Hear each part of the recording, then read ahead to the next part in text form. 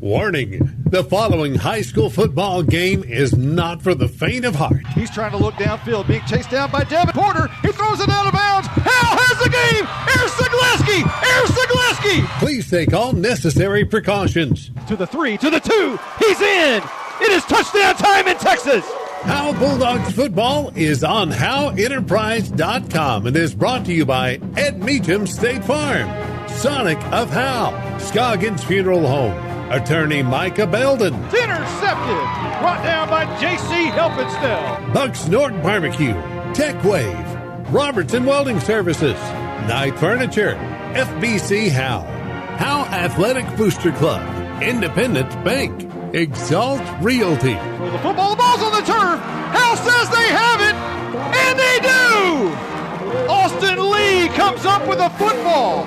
Now get ready because it's football time in Texas on HoweEnterprise.com. Mason Riggs, look out. He's got the 30, 35. He's got some speed. 50, 45. It's a foot race to the 30, 25, 20. Kiss him goodbye. 89 yards. Here's the voice of Howe Bulldogs football, Monty Walker. The Howe Bulldogs are coming off an ugly loss to Raines, where the critical run game of Howe was held to under 100 yards. District play has not been good so far for Howe, now sitting 0-3. Things do not get easier tonight, as there are football teams, there are football programs, and there are football systems. The Matt Poe-led Pottsboro Cardinals enter Bulldog Stadium for the 16th time in school history. They've won 9 out of 15 and 3 in a row here at Bulldog Stadium. The Dogs are hoping the Raines loss has flooded down the creek, and that the heavy rains today can create a tsunami of Cardinal turnovers to help keep playoff hopes alive from District 5-3A. Good evening, everyone. Welcome to Bulldog Stadium. Monty Walker along with Justin White, Stephen Braswell, and Caroline Slauson.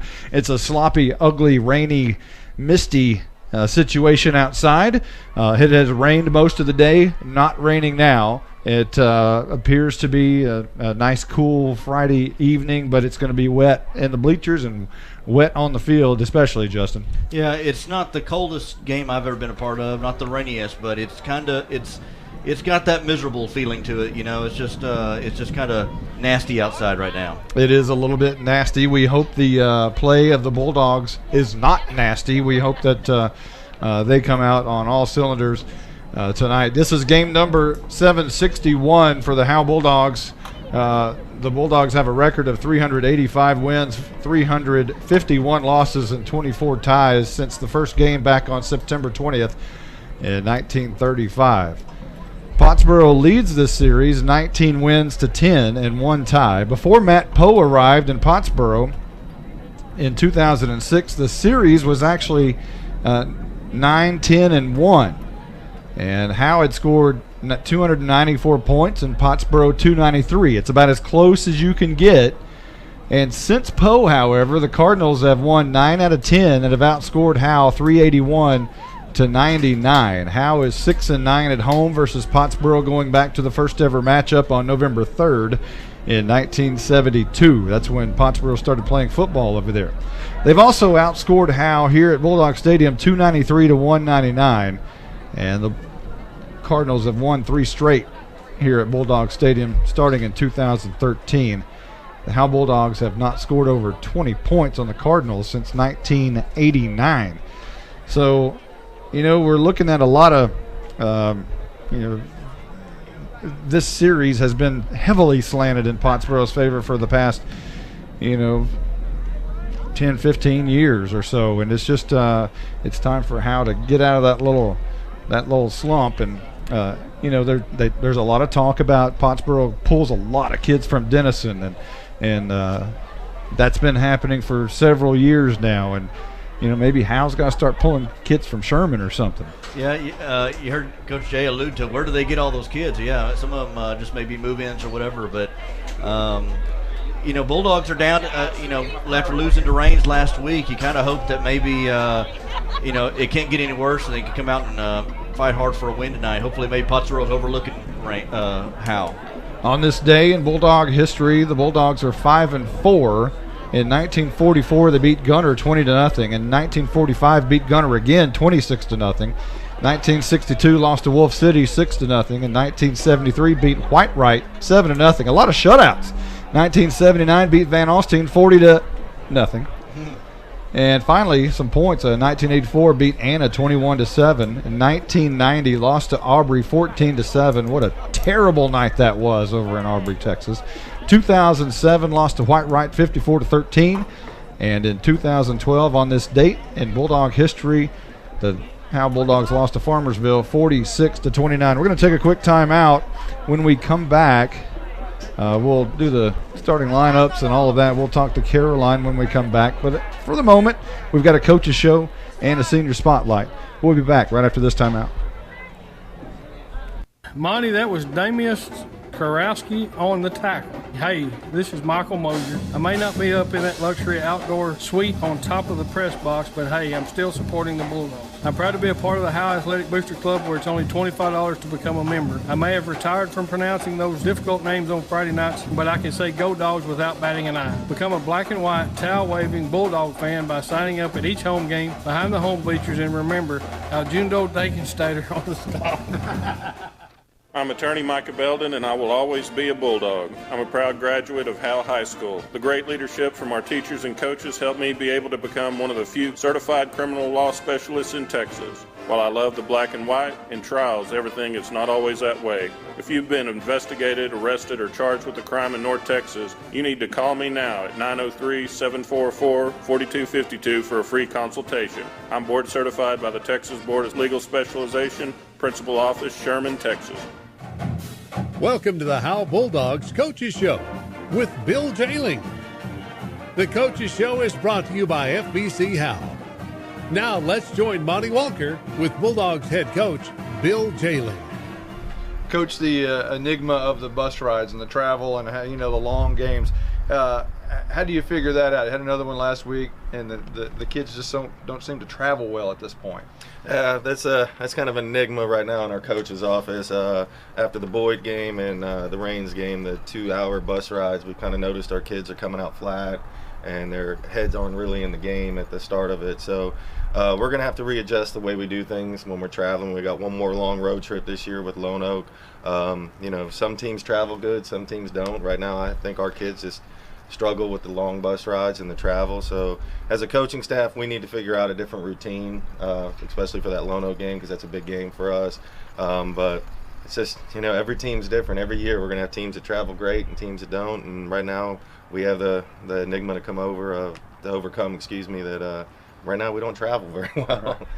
Well, Rains did a great job defensively, held you under 100 yards rushing for one of the I think the first time all year. That's kind of your strong point, is running the football. How do you adjust to get out of that? Well, first off, I got to tip my hat to Rains. They had a good game plan against us. They were stunting the backers. First time I've ever seen in my coaching career 2 linebackers coming through the same gap. So we tried making the adjustments with the kids. A lot of it was we just didn't fire off the ball. We didn't take the proper steps up front. But most teams going forward are probably going to see that on film, and that's going to be their adjustment to us. So all week in practice this week, we've been working with linebackers walking up, defensive linemen shooting gaps, defensive linemen bear crawling through gaps, just to prepare our offensive line for anything that we can see. It's you always watch film and you kind of see how they line up, and that's how you practice. But right now with our offense, I think we got to be expect the unexpected from this point on. One individual I saw last week, their linebacker, Elia Garrett Enos, and probably, he's probably the best player in 3A in our district anyway, but maybe in the entire state. He was impressive. Yes, he was probably the best linebacker that we've played all year, and probably the best we will play all year. I got to give him all the credit in the world. He is an outstanding linebacker. He read well, he scraped well, he tackled well. When you got a special kid like that on defense, it's hard. You almost got a game plan for him and stop him before you can do anything else. But he's a great young man and a great athlete. I'm very proud of Coach Barnes and what he's done over there with that kid and using him the right way. Let's take a quick timeout. When we come back, we'll talk about Pottsboro. The First Baptist Church here in Howe, Texas would like to invite you and your family to a celebration of our Lord and Savior Jesus Christ. Each Sunday morning at 10:30, we meet for worship at 100 East Davis Street in Howe. Prior to that, we have relevant Bible fellowships for all ages beginning at 9:15. Join us each week to declare the hope that is found only in Christ. Be ready to experience the life-changing power of the gospel. There is only one message for every generation, and that message is Jesus. Coach, every year, Pottsboro, I don't know how they do it, but they have the big kids up front every year. And once again, you're going to face a big offensive line. Yeah, they are. Pottsboro's big up front. They are very big up front. Again, I don't know how they get those kids, but they got them.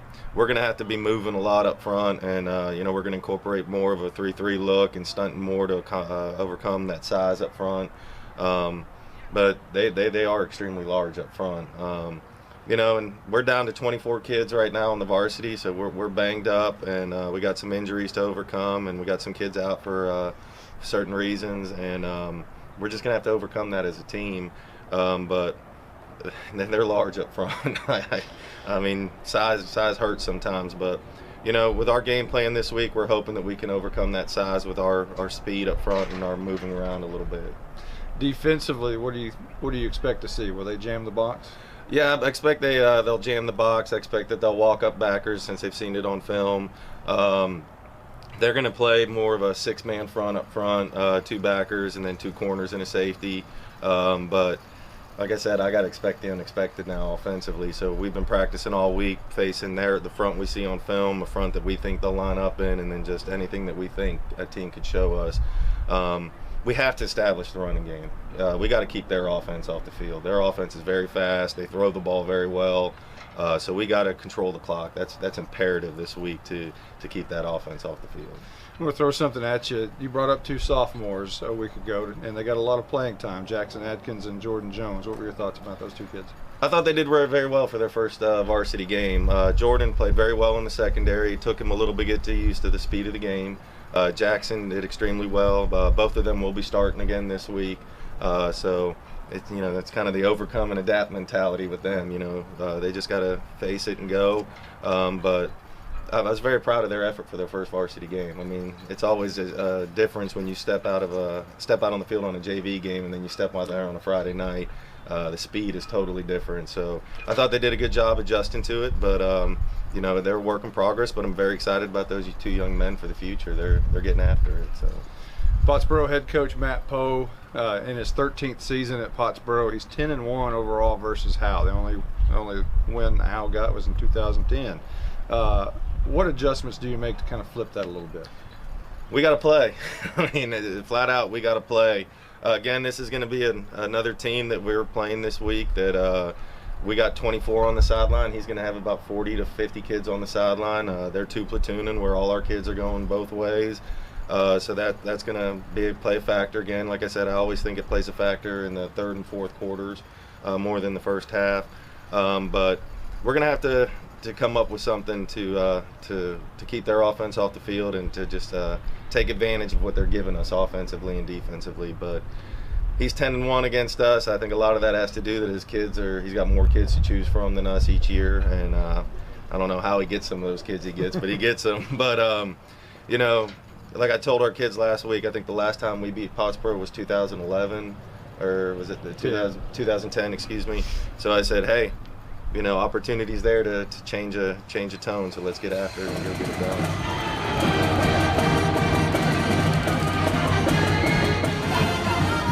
Calling all Bulldog fans to come down to the Sonic in Howe for half-price shakes after 8. Sonic of Howe is where you get great food and big smiles and a little message for our Howe Bulldog football players. Go Bulldogs, fight Bulldogs, win, win, win. It's not just good, it's Sonic good.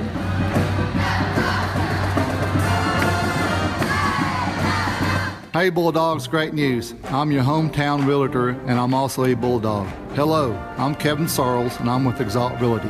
I wanted to tell you about the new 321 program for our new home buyers or those who haven't owned a home in 3 years. A $1,500 grant is tied to the program, and a $2,000 gift card at a local major retailer is available. This promotion is for a limited time and qualifications do apply. Call me anytime, 903-821-4163.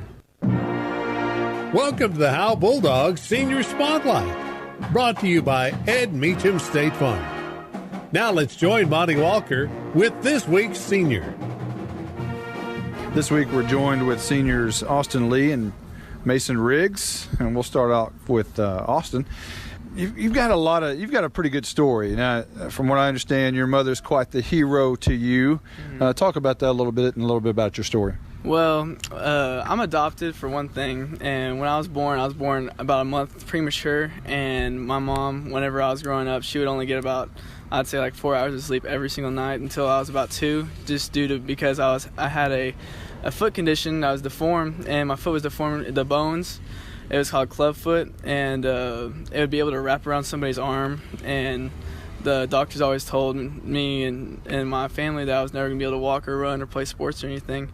But every single night, my heart would also stop beating. When I'd fall asleep, my mom would have to put her hand over my heart and shake me to shock my body and wake it back up. But she would still take the time out of her day to work on my foot for about 30 minutes to an hour. And that's really what set aside my foot where it is now. So your foot, even today, is just a little bit shorter than your other one. Talk about that, and what's the result of it right now? I don't really see a difference to it. It's shorter. Like my whole left leg is pretty much shorter than my right, and that's nobody really notices it until you can put my two calves together. You can see that my left calf is bigger. My left calf is smaller than my right calf.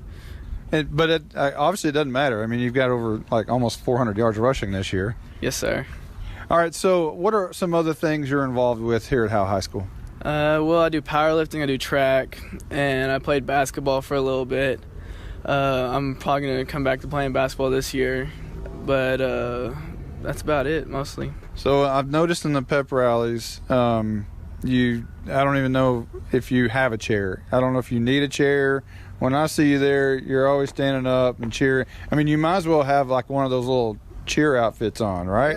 Yeah. I mean, I look good in a cheer outfit. That's all I'm gonna say. But other than that, I mean, I really just I like to be part of the crowd, kind of, but I also like being part of the pep rally in general. I like to be the hype man at a lot of points, and I like to get the team pumped up and get the spirit bone every week. Well, that may be our most spirited Bulldog right there, Austin Lee. We're going to take a quick timeout. When we come back, we'll talk to Mason Riggs. This is more than a bundle. This is way more than a combo deal. It's your sanctuary, your home field. It's where everything happens. This is your home, your car, your memories. And you want to be sure they're protected with home and auto insurance. As your State Farm agent, I get it. That's why I'm here to help life go right. My name is Ed Meacham, and I'm your Howe State Farm agent. Give me a call at 903-892-3923 or on the web at mredinsurance.com. All right, now we'll talk to Mason Riggs. Mason, you got to school here in kindergarten. You've gone all the way through. What are some other things you're involved with other than football? I play basketball, and I run track, and I did powerlifting last year. And I also played basketball last year for the first time in high school. So let's talk about powerlifting first. You did pretty well in that. Talk about that. Yes, sir. I went to state. I was underneath Mikey Heimel and Andrew Griffin as good mentors, and so it was my time to step up and make state at the regional tournament last year, and we went to Abilene, and it was a whole lot of fun. So now let's talk a little bit about baseball. You've had a lot of success at that. You guys even won state one year in basketball and baseball. Talk about that experience and what is the outlook for this year's baseball team as well? That was a whole lot of fun, and I think that group of guys we had back then is the group of guys that are going to be playing this year. We've all stuck together. We're all real good friends. It's a tight-knit group, the senior class, and I think we're going to have a good year.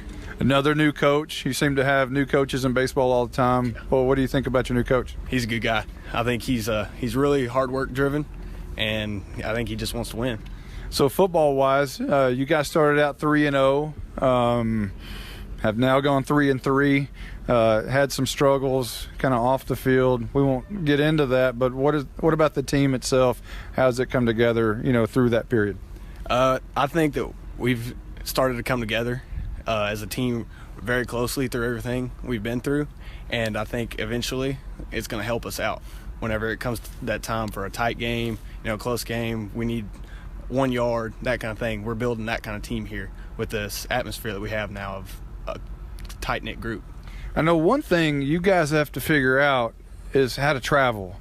When y'all have long bus rides, you don't seem to do very well coming out of the gate on those situations. You got another one coming up at Lone Oak in a couple weeks. Are you going to do anything different? Yes, sir.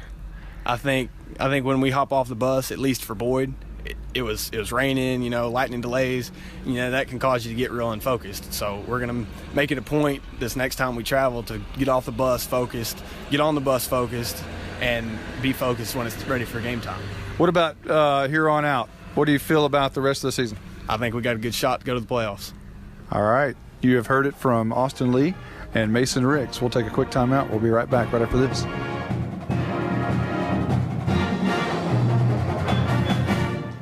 To compete at the highest level, you need reliable teammates to share the load, strong leadership, and unquestionable character. It's true in athletics, and it's true with financial services. At Independent Bank, we understand success on the field is a result of unseen hours of hard work and preparation long before the first whistle. Visit any of our branches, and you'll find local bankers invested in the community, committed to building strong business partnerships and helping families reach their financial goals. Independent Bank is proud to be a part of Howe Student Athletics. Member FDIC, Equal Housing Lender. You're invited to the one and only Buck Snort Barbecue in downtown Van Alstyne, Texas. Your friends and neighbors say it's the best barbecue in North Texas. Now it's your turn to decide. Come taste the difference at Buck Snort Barbecue. For complete information, including menu, location, and hours, click on bucksnortbarbecue.com. That's bucksnortbbq.com. Buck Snort Barbecue in downtown Van Alstyne is a proud supporter of the Howe Bulldogs. Welcome back as the teams are warming up. One in each end zone. The Pottsboro Cardinals in all white. We'll kind of set it up for Caroline down there. For the first time tonight, it's our sideline reporter from Knight Furniture, Caroline Slauson. Take it away. Hello, guys. Hello, hello. Hello. Hello, hello. So weather report for tonight. Good news is no rain chances for the rest of the night, so that's nice. It's 60 degrees now, and we're going to stay at 60, so fall is here. I'm loving it. As you can imagine, though, the field is extremely, extremely wet. There's puddles of water everywhere. So let's do it. There's a lot of divots out there I can see. It's getting kind of muddy around the 15 to 20-yard line over on the right side here. And we have the pink ribbons on each 25-yard line for October. That's actually, I guess it's only on 125. I thought it was on. It's on the far side. So yeah. The Howe Bulldogs in all black tonight. Black pants, black jerseys with the white sleeves, the black helmet, and the white numbers. The Pottsboro Cardinals, complete opposite in all white. White pants, white jerseys, white helmets, red numbers, and red sleeves. So basically just the opposite. The Bulldogs getting ready to come through the tunnel. We're getting ready for the coin toss. Let's give you the starting lineup for the Howe Bulldogs. A little bit of a change tonight for Howe. Up front for the Bulldogs will be Jaron Ing, the left tackle, moves from right to left. Jackson Adkins, the sophomore, gets the start at left guard. Dyson Dillard will move to center. And J.C. Helpenstiel, the right guard. Parker Blunt, the right tackle. He moves from center to right tackle. Also starting at tight end tonight, a different look. Not Devin Porter. It's Mason Riggs who will start at tight end. Leighton Elvington, the quarterback. Spencer Akins will start in the backfield at the running back position. And we'll have to see whether it's Joseph Brennan or Austin Lee starting at the fullback position. And they call him Fuzz. Caden Harmon will start at the wing back. For the Howe Bulldogs on defense, up front will be J.C. Helpenstiel, Dyson Dillard, and Parker Blunt. The linebackers tonight, Elijah Campbell, Austin Lee, Mason Riggs, and Jackson Adkins. The sophomore will get the start. The safeties Arturo Lauder, and Jordan Jones, the sophomore, getting his second start of his varsity career. Justin will give you the starting offense for the Pottsboro Cardinals, and we may pause if they come through the tunnel. Okay. Starting on the offensive line from left tackle to right tackle here is Colton Jackson, Cooper Lyons, Brandon Hubert at center, Kobe Williams, and Kyle Gray. Quarterback for the Cardinals is led by junior Zach Talley. The backfield with him at running back is Will Cates. Receivers are Daniel Arnold, Cy Shop, Jasek Hooker, and Luke Miller. That safety is Shope. Shope. Cy Shope. So have you given the offense? That was the offense. Let me do the defense Okay, here. good. Sorry. Starting defensive line, Jacob Tidwell, Keaton Eidelman, Trenton Gilmore, and Alex Esparza. Linebackers are Riley Deaton, Chase Abbott, Robert Goins, and Zach Weidman. Quarterbacks are Luke Miller and Jasek Hooker, and at safety, Cy Shope. Here come the Bulldogs.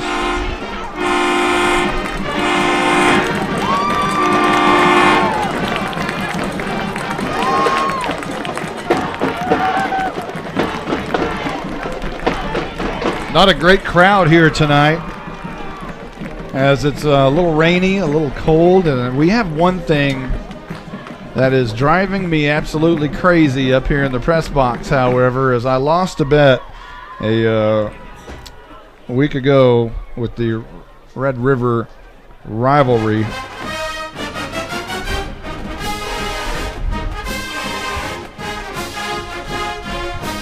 Stephen Braswell wearing his Texas Longhorns jersey behind me, and that's not fun. Took you off guard there for a second, didn't it?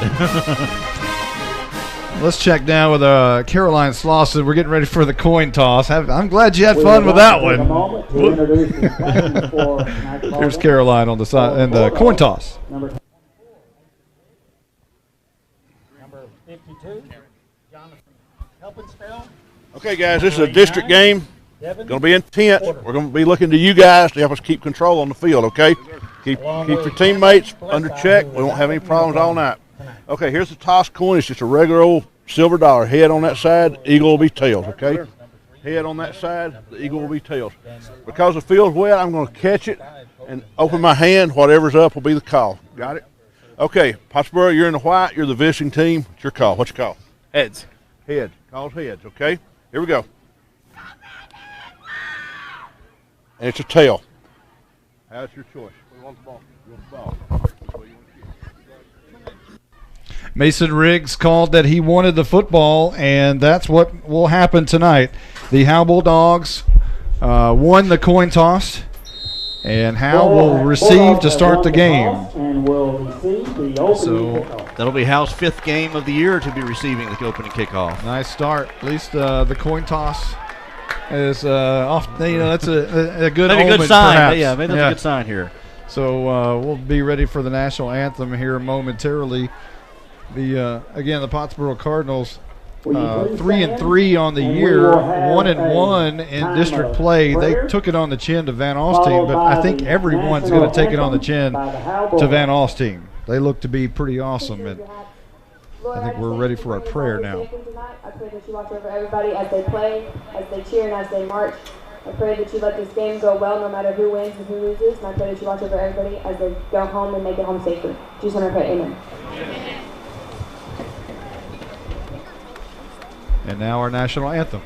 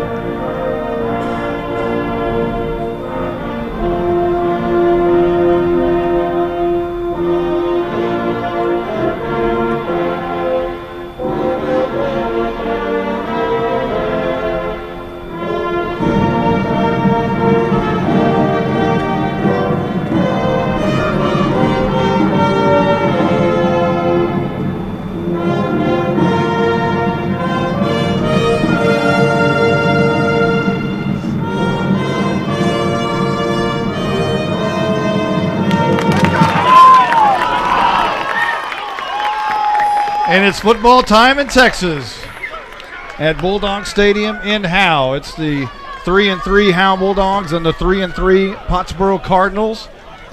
The Cardinals last week, again, lost to Van Alstyne 41-20. Howe lost to Rains 41-7. Both wanting to get a little bit of revenge tonight. Van Alstyne, a great football team just south of us. And the Pottsboro Cardinals, as we mentioned in the open, they're not a football program. They're a football system under Matt Poe. That their 7th grade, their 8th grade, their JV just slaughtered Howe in all forms and fashions last night.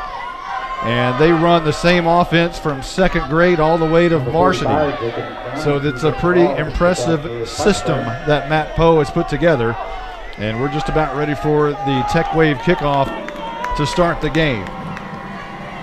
And it'll be Jacob McDonald to kick it off for the Pottsboro Cardinals. And this is going to be a pooch kick to the right. Elijah Campbell is going to bring it in at about the 26-yard line. Go left, he's got room, look out. To the 45 and down shy of midfield at about the 49-yard line. They'll spot it at the 50. A nice return by Elijah Campbell. Well, that's a good way to start a game here. Good field position, good return by Elijah Campbell right at midfield. And now let's see what this Bulldog offense can do on when they want to establish the run, set the tone, first drive of the game here. So here we go with that Howe offense who loves to run the football. We'll send Elijah Campbell split out wide to the right. Everybody bunched up together. Elvington sends a man in motion. Spencer Akins is going to hand off to the right. And I believe that's the fullback. Not sure which one. Thought it might have been Austin Lee. Thought it might have been Joseph Brennan, and I think it's Brennan. I think it was Brennan. Brennan's good for maybe about 3 yards to the 47-yard line. Got some different running backs in there tonight. You got Akins, you got Brennan, and Harmon there at the wingback position. So it'll be interesting to see how the Bulldogs' running attack goes tonight. 2nd down and 7 coming up for Howe. Wing formation. Krantz goes in motion. Handoff left side. Austin Lee for a couple of yards to the 45. And I think that's actually not Lee. That's going to be, that's Colby Winden on the carry. Yeah, just a handoff over there off the left guard, left tackle, left side of that offensive line. They'll spot it at the 46, so give him 1 yard, and Austin Lee makes his appearance into the football game tonight on 3rd down and about 6.5. Elvington is going to toss near side, cutting it up the middle, runs into the defensive line, fights forward, surges forward for a couple of yards. They'll spot it at about the 43-yard line. We got a quick decision already, but there's a flag down. We'll have to check the flag. Austin Lee has struggled these last 3 games. He's only 32 carries for 78 yards. That's 2.4 yards a rush. Had a good start of the season, and he struggled these last few games. Let's see what the flag is. Maybe a personal foul block below the waist against Howe. They'll move that one back. Big penalty early in the game. What was going to set up an interesting decision, a 4th and short, maybe 4th and 2 in Pottsboro territory, is now going to replay the down. It'll be 3rd down and very long. We'll see where they spot this. It's going to be quite a ways back to about the 44-yard line. Back on the Howe side of the field. Here's to see what kind of play Coach McCormick draws up here. If you'll do a pitch out to either side, or maybe we see the arm of Elvington. Leighton Elvington on the season has not thrown it a whole lot. 7 out of 14 on the year. And a timeout apparently has been called. We don't know who. Maybe it's an official timeout.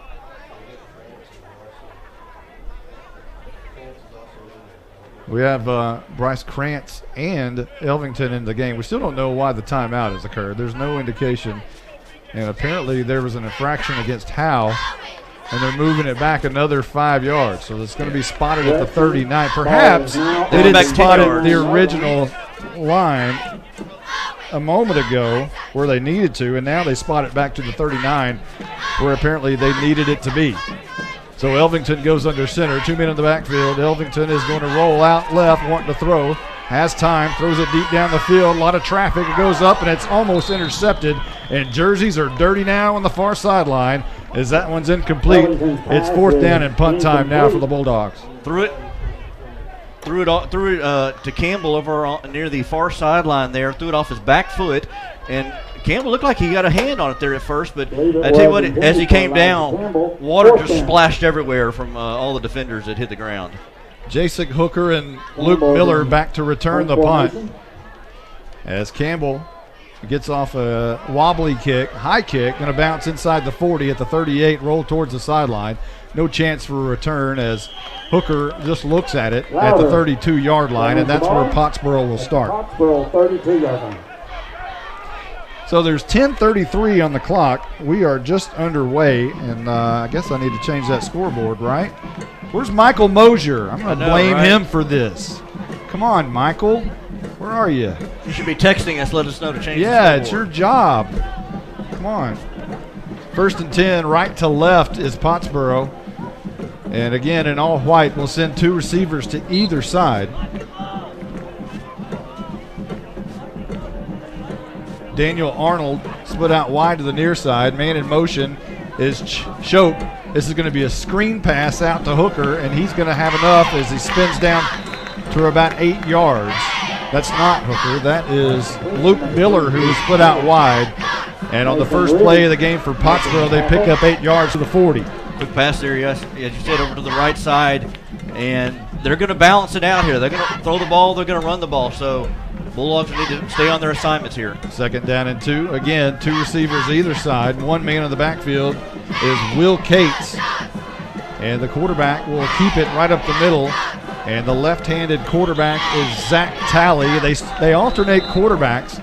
Talley will come in for a series, and then Dylan Coolbeth will come in for a series, and apparently that's Coolbeth and not Talley. And it's going to be a 1st down as Coolbeth picks up enough to the 44-yard line. 64, Jackson Atkins comes in from his outside linebacker position to make that tackle. 1st and 10, right to left. Pottsboro, 2 receivers either side. Cates in the backfield. And Coolbeth looks to throw deep down the right side. Got a man. And great coverage by Jordan Jones, who breaks it up at the 25-yard line. A nice job by the senior, who also had help on the far side. But Jones in great position to swat that one away. Jones, who just came up to the varsity here last week in the game against Rain, did exactly what he was supposed to do. Came over for that safety position, saw the ball in the air, knocked it away, and made an incomplete pass. Also had help from Caden Harmon, the cornerback, who was right there as well. 2nd down and 10. Coolbeth, handoff. Cates up the middle. He spins free, and I thought for a moment he's going to be brought down after about a 5-yard gain, but he's spun away from Mason Riggs' tackle, and good enough for about 8 yards to the 47-yard line of Howe. Yeah, showing he's a tough runner there is Cates, and they're kind of at their time they grab him by the waist and kind of try to sling him around. They're going to need to wrap him up, bring him down. Need to have textbook tackling here tonight. You got Riggs moving to middle linebacker this week. He's been playing outside all year long. Man in motion is Shope from one side to the other. Handoff Cates again right up the middle. He's got the 1st down and more. Over right tackle, hard to bring down, and barrels his way to the 32-yard line. My gosh, he made 7 yards before anybody. Once somebody made initial contact, he took 7 yards before somebody could finally bring him down. 15 yards on the carry, right over right tackle, and he runs hard right behind his shoulder pads. 1st down and 10 for Pottsboro, right to left from the Howe 32. They'll break the huddle. 2 receivers right, 1 to the near side. 3 receivers right, yes. Cates in the backfield. And a big offensive line in front of everybody. Coolbeth is going to run right around that right edge, and he is brought down after maybe about 5. He runs hard, and I believe it was Austin Lee who got off the bottom of that pile along with Elijah Campbell. Lee, the middle linebacker position, saw Talley coming around the right side, just did a good job of bringing him down immediately. 4-yard pickup for Coolbeth. And you're right, this offensive line, this was one of the things I noticed in pregame. They're pretty big. Good size. 2nd and 6 coming up. Arnold split out wide to the left. This is Cates again, right up the middle. Makes one defender miss. Spins out of another tackle. And leaps forward to about the 10-yard line. So an 18-yard carry by Cates right up the gut. Nothing complicated about that. Just to draw up the middle and able to break a few tackles and get into inside the 15-yard line up to the 10. Arnold on the near side will be split out wide. Shope, Hooker, and Miller on the right. Cates in the backfield. Colbeth in shotgun formation as always for Pottsboro. Shotgun. He's going to get it. He's going to keep it over right tackle. He's got room. He's into the end zone. Touchdown Pottsboro. They strike first blood with 7:36 on the clock here in the first quarter at Bulldog Stadium, awaiting this PAT. Another running quarterback the Bulldogs are going to have to keep an eye on is Zach Talley. He ran for 15 carries for 90 yards last week and just goes right up the middle for the touchdown run, 10-yard run for Talley. So Colbeth in for the touchdown. And it'll be McDonald for the PAT. Snap is back. It's on the tee. The kick is up. Kick is high. And the kick is good. 7-0. Pottsboro in the lead here early in the first. 7:36 on the clock. We'll be right back right after this timeout. Exceeding your expectations is what we strive for here at Scoggins Funeral Home in Van Alstyne. Since the beginning, affordability has been at the top of our checklist. Every day, we're proving that funerals don't have to be expensive. From our facilities to having a personalized service, all of the details are addressed. Nothing can cause you more disappointment than poor quality. Make it special. Make it Scoggins Funeral Home. We put our name on it. Tommy and Bobby K. Scoggins are here with you in your time of need. Visit scogginsfuneralhome.com. If you're looking for a welding company that will always meet your expectations, we are just the team you need. Robertson Welding Service can do industrial, commercial, or domestic. Robertson Welding Service guarantees the quality and satisfaction of your project at a fair price. We provide precision, custom, and repair service in all steels. We even weld aluminum and stainless. You can be comfortable that Robertson Welding Service is the right company for your project. We can be found on Facebook, or you can call us at 903-328-6588. That's 903-328-6588. Here's the Tech Wave kickoff. McDonald squaring it off. And this one is another pooch kick headed towards Elijah Campbell. Makes the catch at about the 31 and tackled almost immediately at the 35-yard line. Your Exalt Realty scoring drive recap for Pottsboro. 8 plays, 68 yards, and it was a 10-yard run by Colbeth, the quarterback, over the middle, and that was a 10-yard touchdown. And we have an injured player down for the Howe Bulldogs. We'll check on that. But Pottsboro has a 7-0 lead. The drive took 2 minutes and 57 seconds off the clock. Let's check down with Caroline Slauson, our sideline reporter down on the field. What you got down there? Well, right now it's quiet, but after last week's game, these fans are they're still hyped, ready to go. Even though the crowd doesn't look as big as it should, they're still making a lot of noise. We're trying to find out who. I can't see the number as of this point. But our spotter, Stephen Braswell, says that it's Caden Harmon, or he believes it's Caden Harmon. The Howe Bulldogs just can't afford any more injuries. 24 kids that are left. There's so many injuries. You know, there's Carson Grogan has been lost. There's just so many, and he's the most recent one. And hopefully the Bulldogs, Caden Harmon, will be okay and pop up here, because he's a intricate piece of this defense playing cornerback. As we mentioned, as we saw a moment ago, he made a great play along with Jordan Jones to knock down a pass. Well, Cameron Blessi too is going to he's missing tonight. He's going to probably the most one of the most vital parts of this offense, offensively and defensively. Yeah, you can't afford to. It's not Caden Harmon. Yeah, no, it's 40. Sean Lukash. So regardless, they're all important. And Lukash gets off the turf, and he's going to walk over.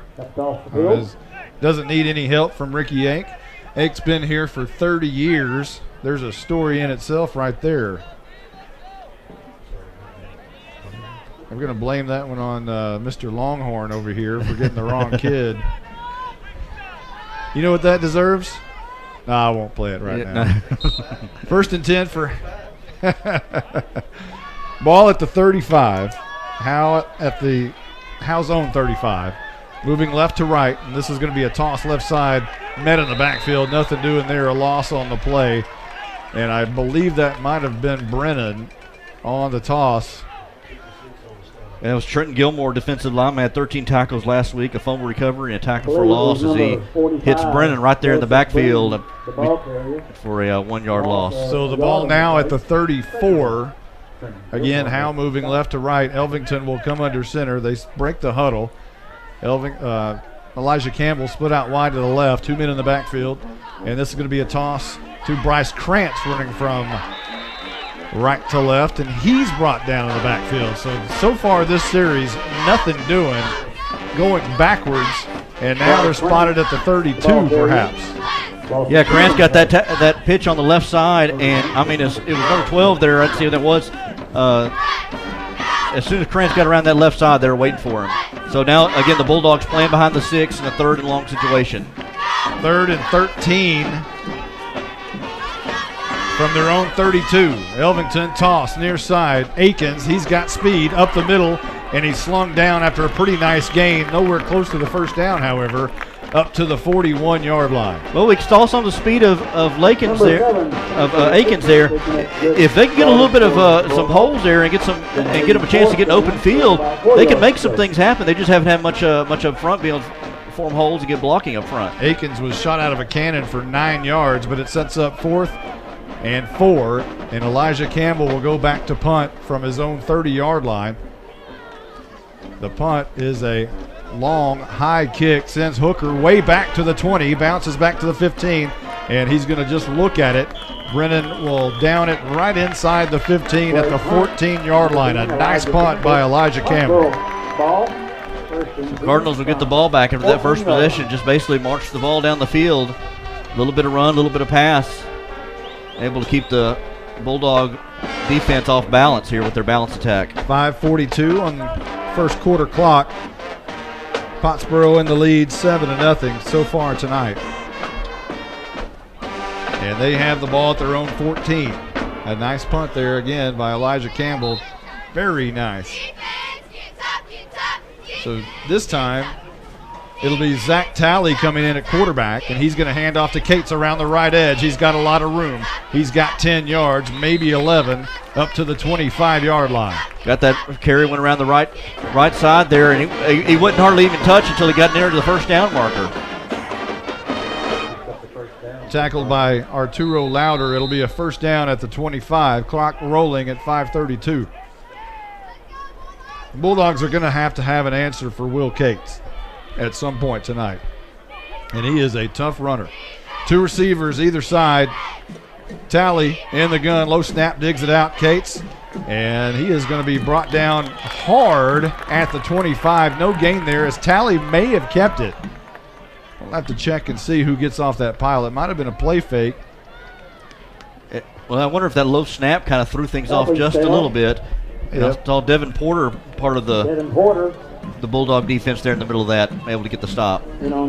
So it was Cates on the carry, and it'll be no gain, 2nd down and 10 coming up. We said they needed an answer for Cates. Hey, at least on one play, that's one. 2 receivers either side. Cates in the backfield along with Talley.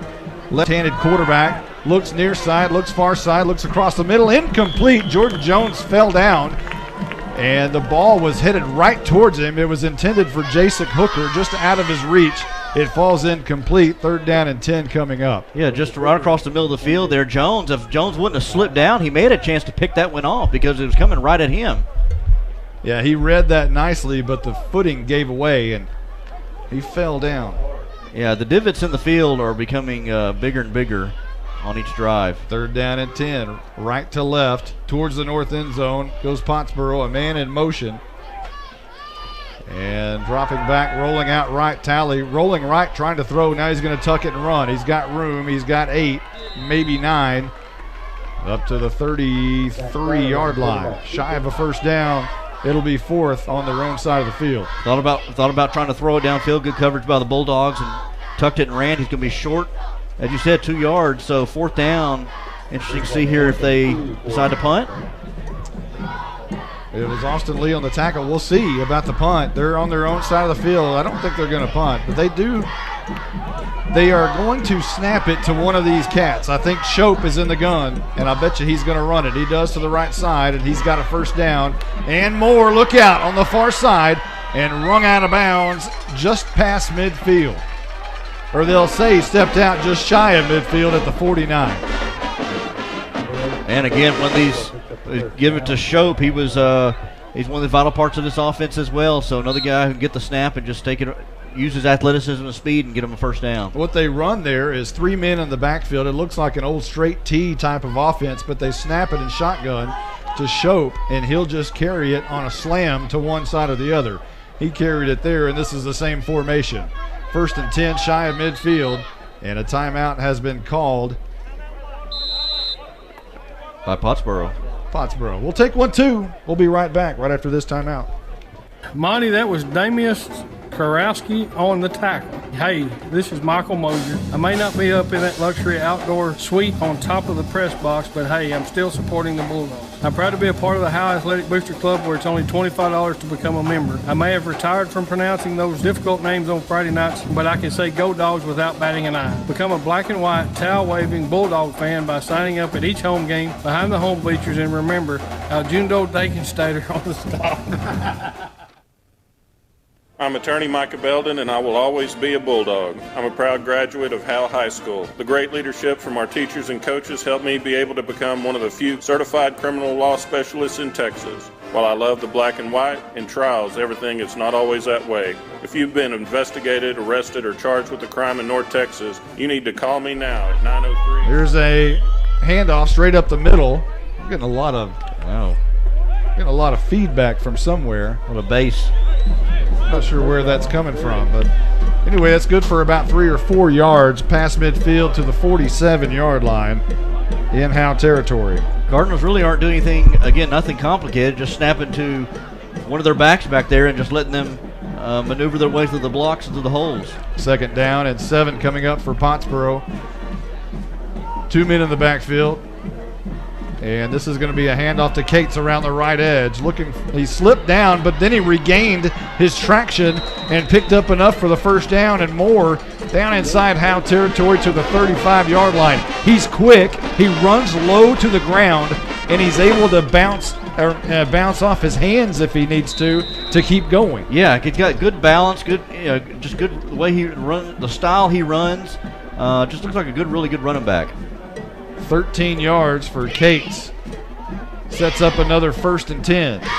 2 receivers near side, 2 men in the backfield, staggered along with Talley, and he's going to hand off near side.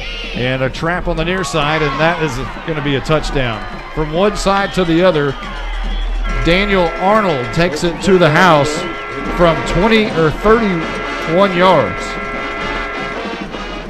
Yeah, just got that around the left side, and by the time he got about 5 yards past the line of scrimmage, there was nobody there to tackle him, and that was too easy, really.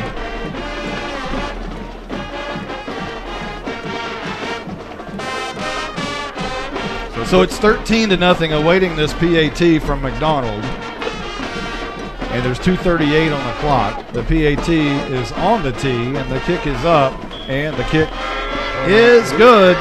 14-0, Pottsboro in the lead, 2:38 on the clock. We'll be right back right after this timeout.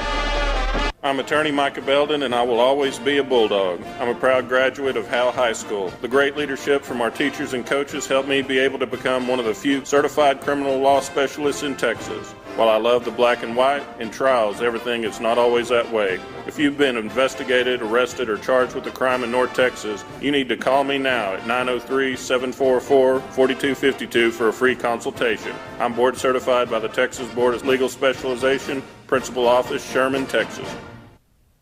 The First Baptist Church here in Howe, Texas would like to invite you and your family to a celebration of our Lord and Savior Jesus Christ. Each Sunday morning at 10:30, we meet for worship at 100 East Davis Street in Howe. Prior to that, we have relevant Bible fellowships for all ages beginning at 9:15. Join us each week to declare the hope that is found only in Christ. Be ready to experience the life-changing power of the gospel.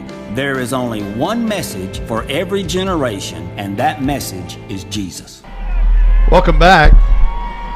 As McDonald's about to boot away the Tech Wave kickoff, It's high in the air. This time Arturo Louder comes chasing. It bounces off of him, and he has to fall on it at about the 23-yard line. So Howe will take over at their own 23. The Exalt Realty scoring drive recap, 7 plays, 86 yards. And it was a 34-yard touchdown by Daniel Arnold to cap it off. It's a 14-0 lead by Pottsboro now with 2:38 left to go in the first quarter. The drive took 2 minutes and 4 seconds off the clock. Bulldogs need to at least get a first down. They haven't been able to get a first down yet. 1st and 10, left to right, and this will be a handoff up the middle. Not much doing there. Maybe back to the line of scrimmage. They're going to mark it good for a yard up to the 25-yard line. I guess looks like a handoff there to Harmon. Yeah, not able to get much there. They're just that big defensive line there is plugging up the holes. They may have to go to the outside, start pitching stuff to the outside, and see if they can use some of that speed by Harmon and Brennan and even Akins. 2nd and 9 coming up. The Bulldogs in the huddle. Wyndon in the game, apparently at fullback. Now Elijah Campbell's going to split out wide to the right. Everybody hustles to the line of scrimmage. Elvington goes under center. And this is going to be Elvington wanting to throw under pressure, and he's going to try to escape and finally brought down after the second Cardinal got there at the 12-yard line. A sack way back and a loss of about 13. Sacked there by number 12, Kobe Langford. And number 25, Keaton Edelman, coming in from that left side there. Elvington not much time to throw back there. Took him down his legs and brought him back for a loss. Another 3rd and long for the Bulldogs. Howe's been 3rd and long, and I think every possession so far. Don't have a first down yet. Yeah. So Elvington under center. He's trying to move some players around. He's got 3 men in the backfield. And this time he's going to toss near side, and that's Akins met way back in the back. And he's going to be brought down for a big loss. And again, that's the quick defensive tackle, Keaton Eidelman, who was right there, almost took the handoff himself. It's going to be a loss back to the 9-yard line. And Howe, for the past 2 possessions, has just gone backwards. Yeah, that was a different formation there for the Bulldogs. Had 3 running backs in the backfield, just lined up side by side, and that pitch out, the Cardinals sniffed that one out very quickly. 4th and Van Alstyne, and Elijah Campbell's going to punt. It's a high punt, wobbly, and it's going to take a bounce at the 42, picked up by Hooker at the 48, slips and finally brought down at the 43-yard line. And it's going to be Arturo Louder making the tackle, and Pottsboro is going to be in pretty good field position here from the Howe 42-yard line starting here. For confidence purposes, you need to get a stop here, at least make them punt on this formation. I mean, they go down score here, make it 21-0, and we only got 26 seconds left in the first quarter. Be a big lead early on. That big offensive line for Pottsboro rolling out on the field, and they'll not even huddle. They're lining up. Cates is to the left of the quarterback, Colbeth, and he'll get the hand. Running right over right guard, and he's going to be hit hard after a 2-yard gain. And coming up on the tackle is Waldrop, and he hit him hard. 2nd down and 8 coming up. 12 seconds on the clock. We'll see if they try to snap it here. I don't think they're going to. I think that's going to be the last play of the first. They are going to hustle to the line of scrimmage. We'll see if they can get it off. Well, nope, they cannot do it. That's the end of the first quarter. Pottsboro up 14-0. We'll be right back right after this timeout.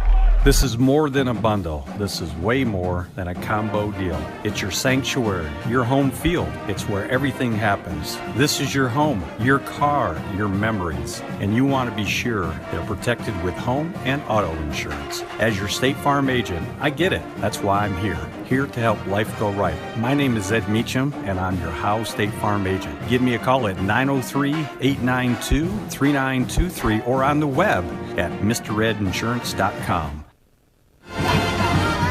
Calling all Bulldog fans to come down to the Sonic and Howe for half-price shakes after 8. Sonic of Howe is where you get great food and big smiles and a little message for our Howe Bulldog football players. Go Bulldogs, fight Bulldogs, win, win, win. It's not just good, it's Sonic good.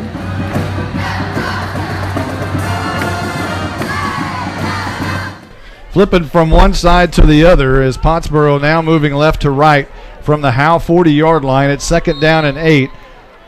And there's 2 men in the backfield along with quarterback Dylan Coolbeth, and he is going to pull it. He wants to throw deep down the field to the right side, and a man in coverage, and the ball is pulled down. No, it's incomplete. It was Caden Harmon in coverage. Did not turn around. He just jumped and put his arms in the air, hoping the ball would deflect off his back or off his arm, but it did fall incomplete. I looked for a moment.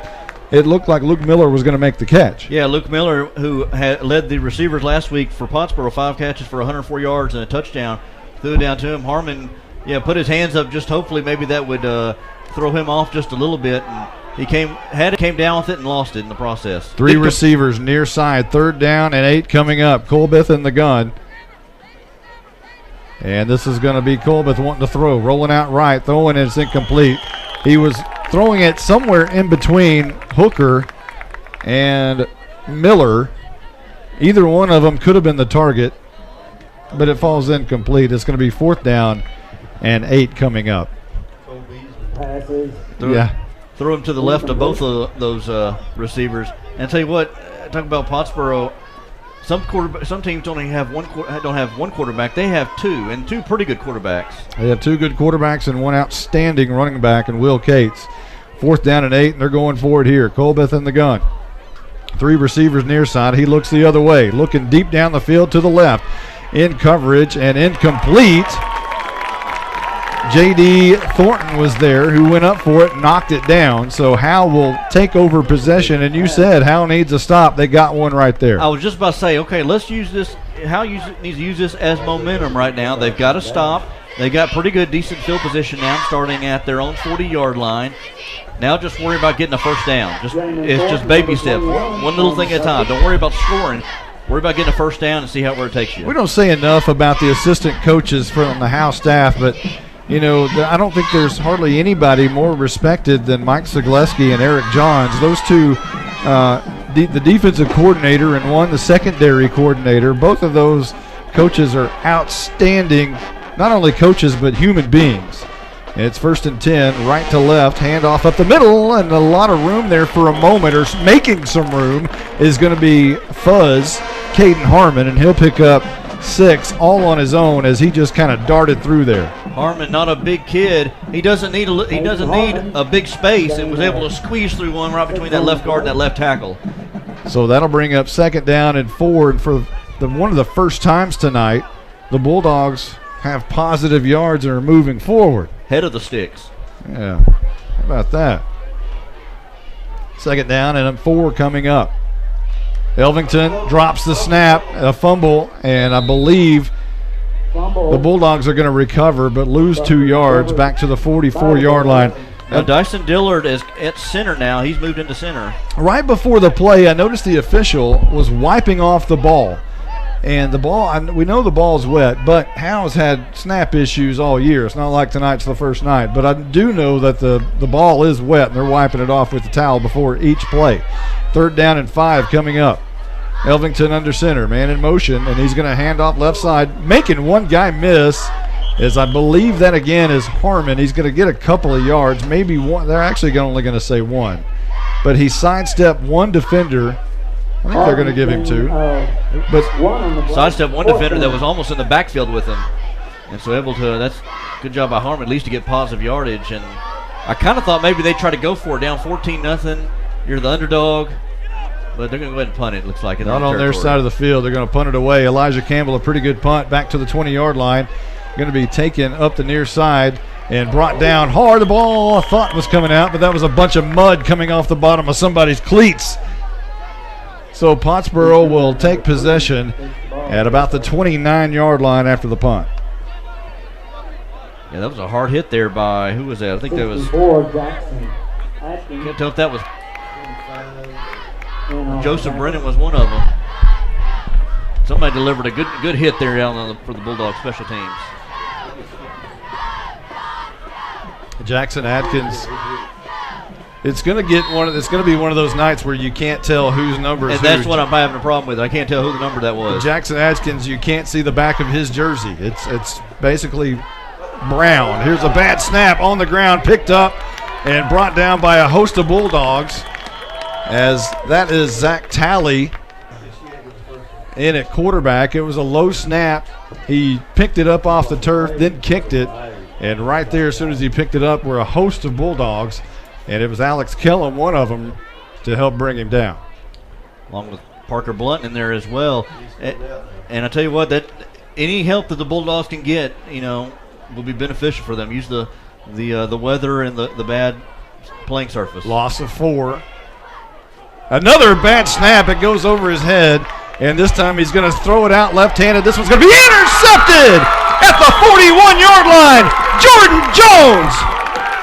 And Ersa Glusky jumps all over him. Any break the Bulldogs can get. Talley fumbled that, threw it off his back foot, and Jordan Jones looked up, saw it coming, and able to pick it off.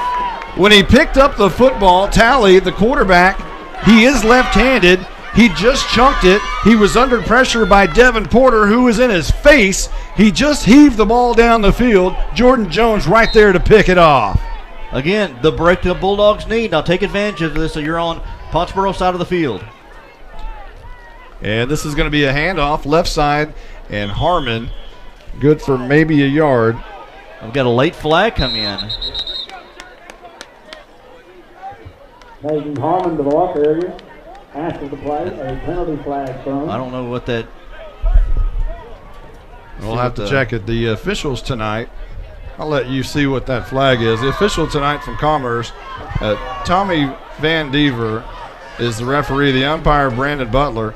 The back judge is Thad Wilson. The line judge, Jerry Riley. And the back judge, Billy Hooks. And apparently it's going to be a personal foul against the Bulldogs. And Coach Jay is upset. The officials has even told Coach Jay to back up, come to the sidelines. And Coach Jay is upset, to say the least. That's a big penalty. Big penalty. Back to the 44-yard line of Howe. Just can't get a break here. Again, we talk about last week. It's one thing when the team is beating you, but when you beat yourselves, that's another thing. The Bulldogs are going to need to maintain their composure here. Wing T look here. Elijah Campbell pretty tight, and this is going to be Elvington brought down. He couldn't turn. He was hit so quickly once he got the snap that he went nowhere but backwards, and they'll back it up to the 39-yard line. Yeah, I mean, as soon as he took maybe a second step back, Keaton Edelman was right there on him to bring him back behind the line of scrimmage, and the Bulldogs find themselves in third down in a Grayson County mile. Yeah, it's going to take you're probably going to have to get somewhere around 9:02 to pick up the first down here. Timeout's been called by the officials. Not sure why that is. We're going to take one. Well, let's see what they want to do here. It's just an official timeout. I don't think they're going anywhere. Yeah, number 3, Luke Miller, one of the cornerbacks, having to leave the game for a second. So Elijah Campbell will bring the play in here on third down and FM 902. Campbell split out wide near side. 2 men in the backfield. Elvington is going to want to throw. Back to throw. Heaves it up, and it's just a punt. It's going to be caught at the 45 and knocked out of bounds on the near side at the Howe 45-yard line. It was picked off and run back about 10 yards. Yeah, Elvington, and I thought about that, why don't they just throw it long, and if it gets intercepted, it's just like a punt. And it was intended for Elijah Campbell. He fell down. Cy Shope picked it off. He went about 7 yards. He fell down on the return. And the Pottsboro Cardinals will start on the Bulldog 47. 8:15 on the clock. We're in quarter number 2. I apologize. Michael Mosier needs to text me and tell me to change the scoreboard. Wow. Come on, So Mosier. 8:15 on the second quarter clock. Pottsboro leading 14-0, moving left to right with the ball at the Howe 47-yard line. Back in the game at quarterback is Dylan Colbeth, and he's going to hand off to Cates over left tackle, or left guard rather, and he's brought down immediately right at the line of scrimmage. Kellum is there, Dyson Dillard is there, and Devin Porter is there. It's second down and 10 coming up. Good job there by Dyson Dillard. He kind of slowed him down, and then Kellum finished him off. It's a good penetration by the defensive line. The defensive line's been pretty solid all year long. Devin Porter, Dyson Dillard, even when they have Cameron Blessi in there. Luke Miller split out wide to the right. 2 men split out, or 3 men rather, on the left side. Kate stands to the right of Colbeth, and he gets the carry again, spreading it on the jet sweep to the left. He's got room. He's got 8. He's got 9 yards. And the Bulldogs say they have the football. No indication by the officials at the moment. And now they do. Devin Porter has recovered a fumble in the slop fest on the ground, and it's Howe football at their own 38-yard line. These fumbles are going to be interesting to watch. Players are going to need to be sure they secure that ball. That ball came out kind of late in the run there, and Porter able to hop on it. Another break for the Bulldogs. They got to start taking advantage of these opportunities. You've got to come up with some yardage, and you can't keep being 3rd down and 40. You got to make some plays going forward. And Howe with the ball at their own 38-yard line. How about a halfback pass? Man in motion, and this will be a handoff left side. Here comes Caden Harmon, and he slips down. He knew he had some yardage ahead of him, but he tried to put his left toe in the ground, and the ground didn't give. And Harmon came down after about a 5-yard gain at the 43-yard line. Well, I talked about these running backs, Harmon, Akins, Brennan. Give them some open field and see what they can do. They've got some quick feet. They're fast, but right there, Harmon just got there. Was the ground came out from under him. Again, Mason Riggs at tight end tonight. 2 men in the backfield. One of them is Austin Lee, and this will be a carry to the tailback. And I think that's Arturo Louder, and he is hit in the backfield. Elvington tries to push the pile forward afterwards, and he is in a little scramble right now. He needs to check his temper, as Elvington was pushing people after the pile there, and Arturo Louder apparently is going to limp over to the sidelines. Yeah, Louder had some leg issues last week. And looks like something like that again. And and tempers are starting to kind of flare there. You talked about some getting kind of chippy out there. Loss of 1, 3rd down and 5 coming up. Elvington in the game. He'll go under center, trying to move people around, and he does.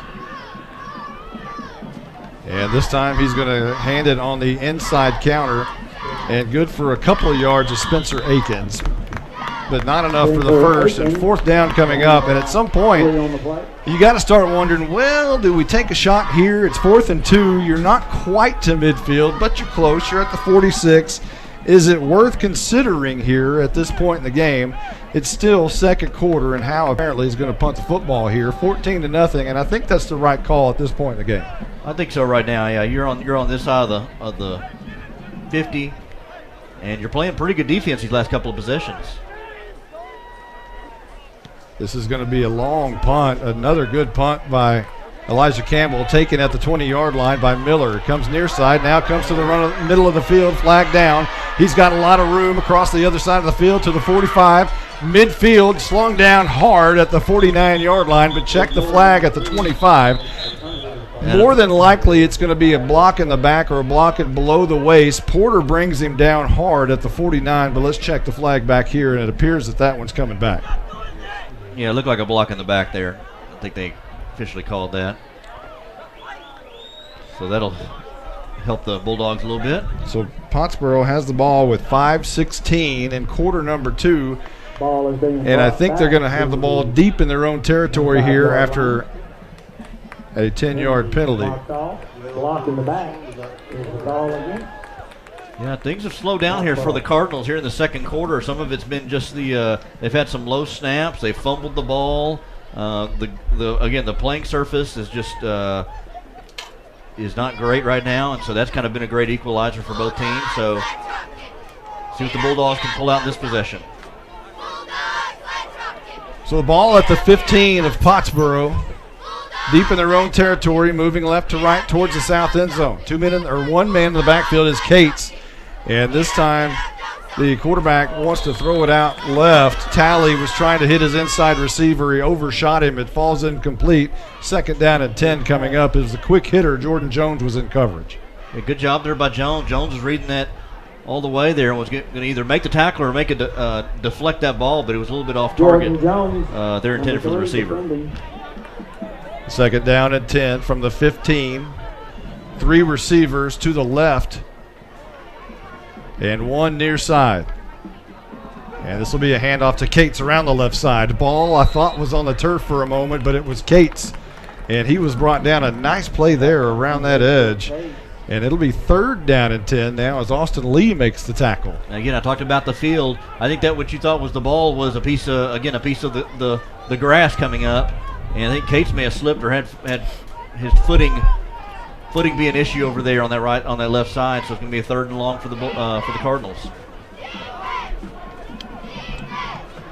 Pottsboro breaks the huddle. They come to the line of scrimmage. 3rd and 10 at the 15. Bulldogs need a big stop right here. Talley in the gun, man in motion. He wants to throw. Left-handed quarterback deep down the left side. This one could be intercepted, and it is by Thornton. Picked off near midfield. Eric Johns has both hands in the air as the Bulldogs secondary looks great so far this evening. Threw the ball long, threw it over the head of the receiver, and Thornton was right there to able to track it down and bring it down. Again, the Bulldogs with the 3rd turnover of the night. 2nd interception of the night. So the Bulldogs have played outstanding defense, as best as you probably could imagine here in the first half. They've just got to be able to convert some of this momentum defensively and turn it into offensive momentum. Ball at the 47-yard line of Pottsboro.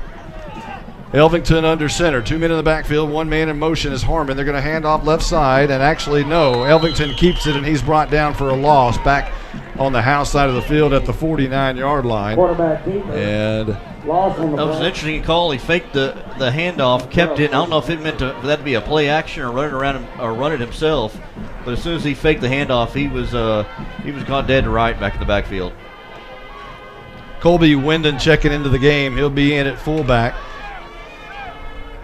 Bulldogs come to the line of scrimmage. Elijah Campbell goes out right. Wing T look near side. Elvington toss near side. And cutting is Krantz. He's in trouble behind the line. Can't do it. Can't make a cut. Loss of 4. Back to the 45-yard line. Again, just to our listeners out there, when you go around that, when you're trying to run, he's running around trying to run that left side. He stopped, and it's almost like his feet move about a couple inches before he's able to cut. I mean, there's no footing at all out there. You know, I think you're right. Someone mentioned up here about the halfback pass. That was me. We're getting in that kind of mode right here.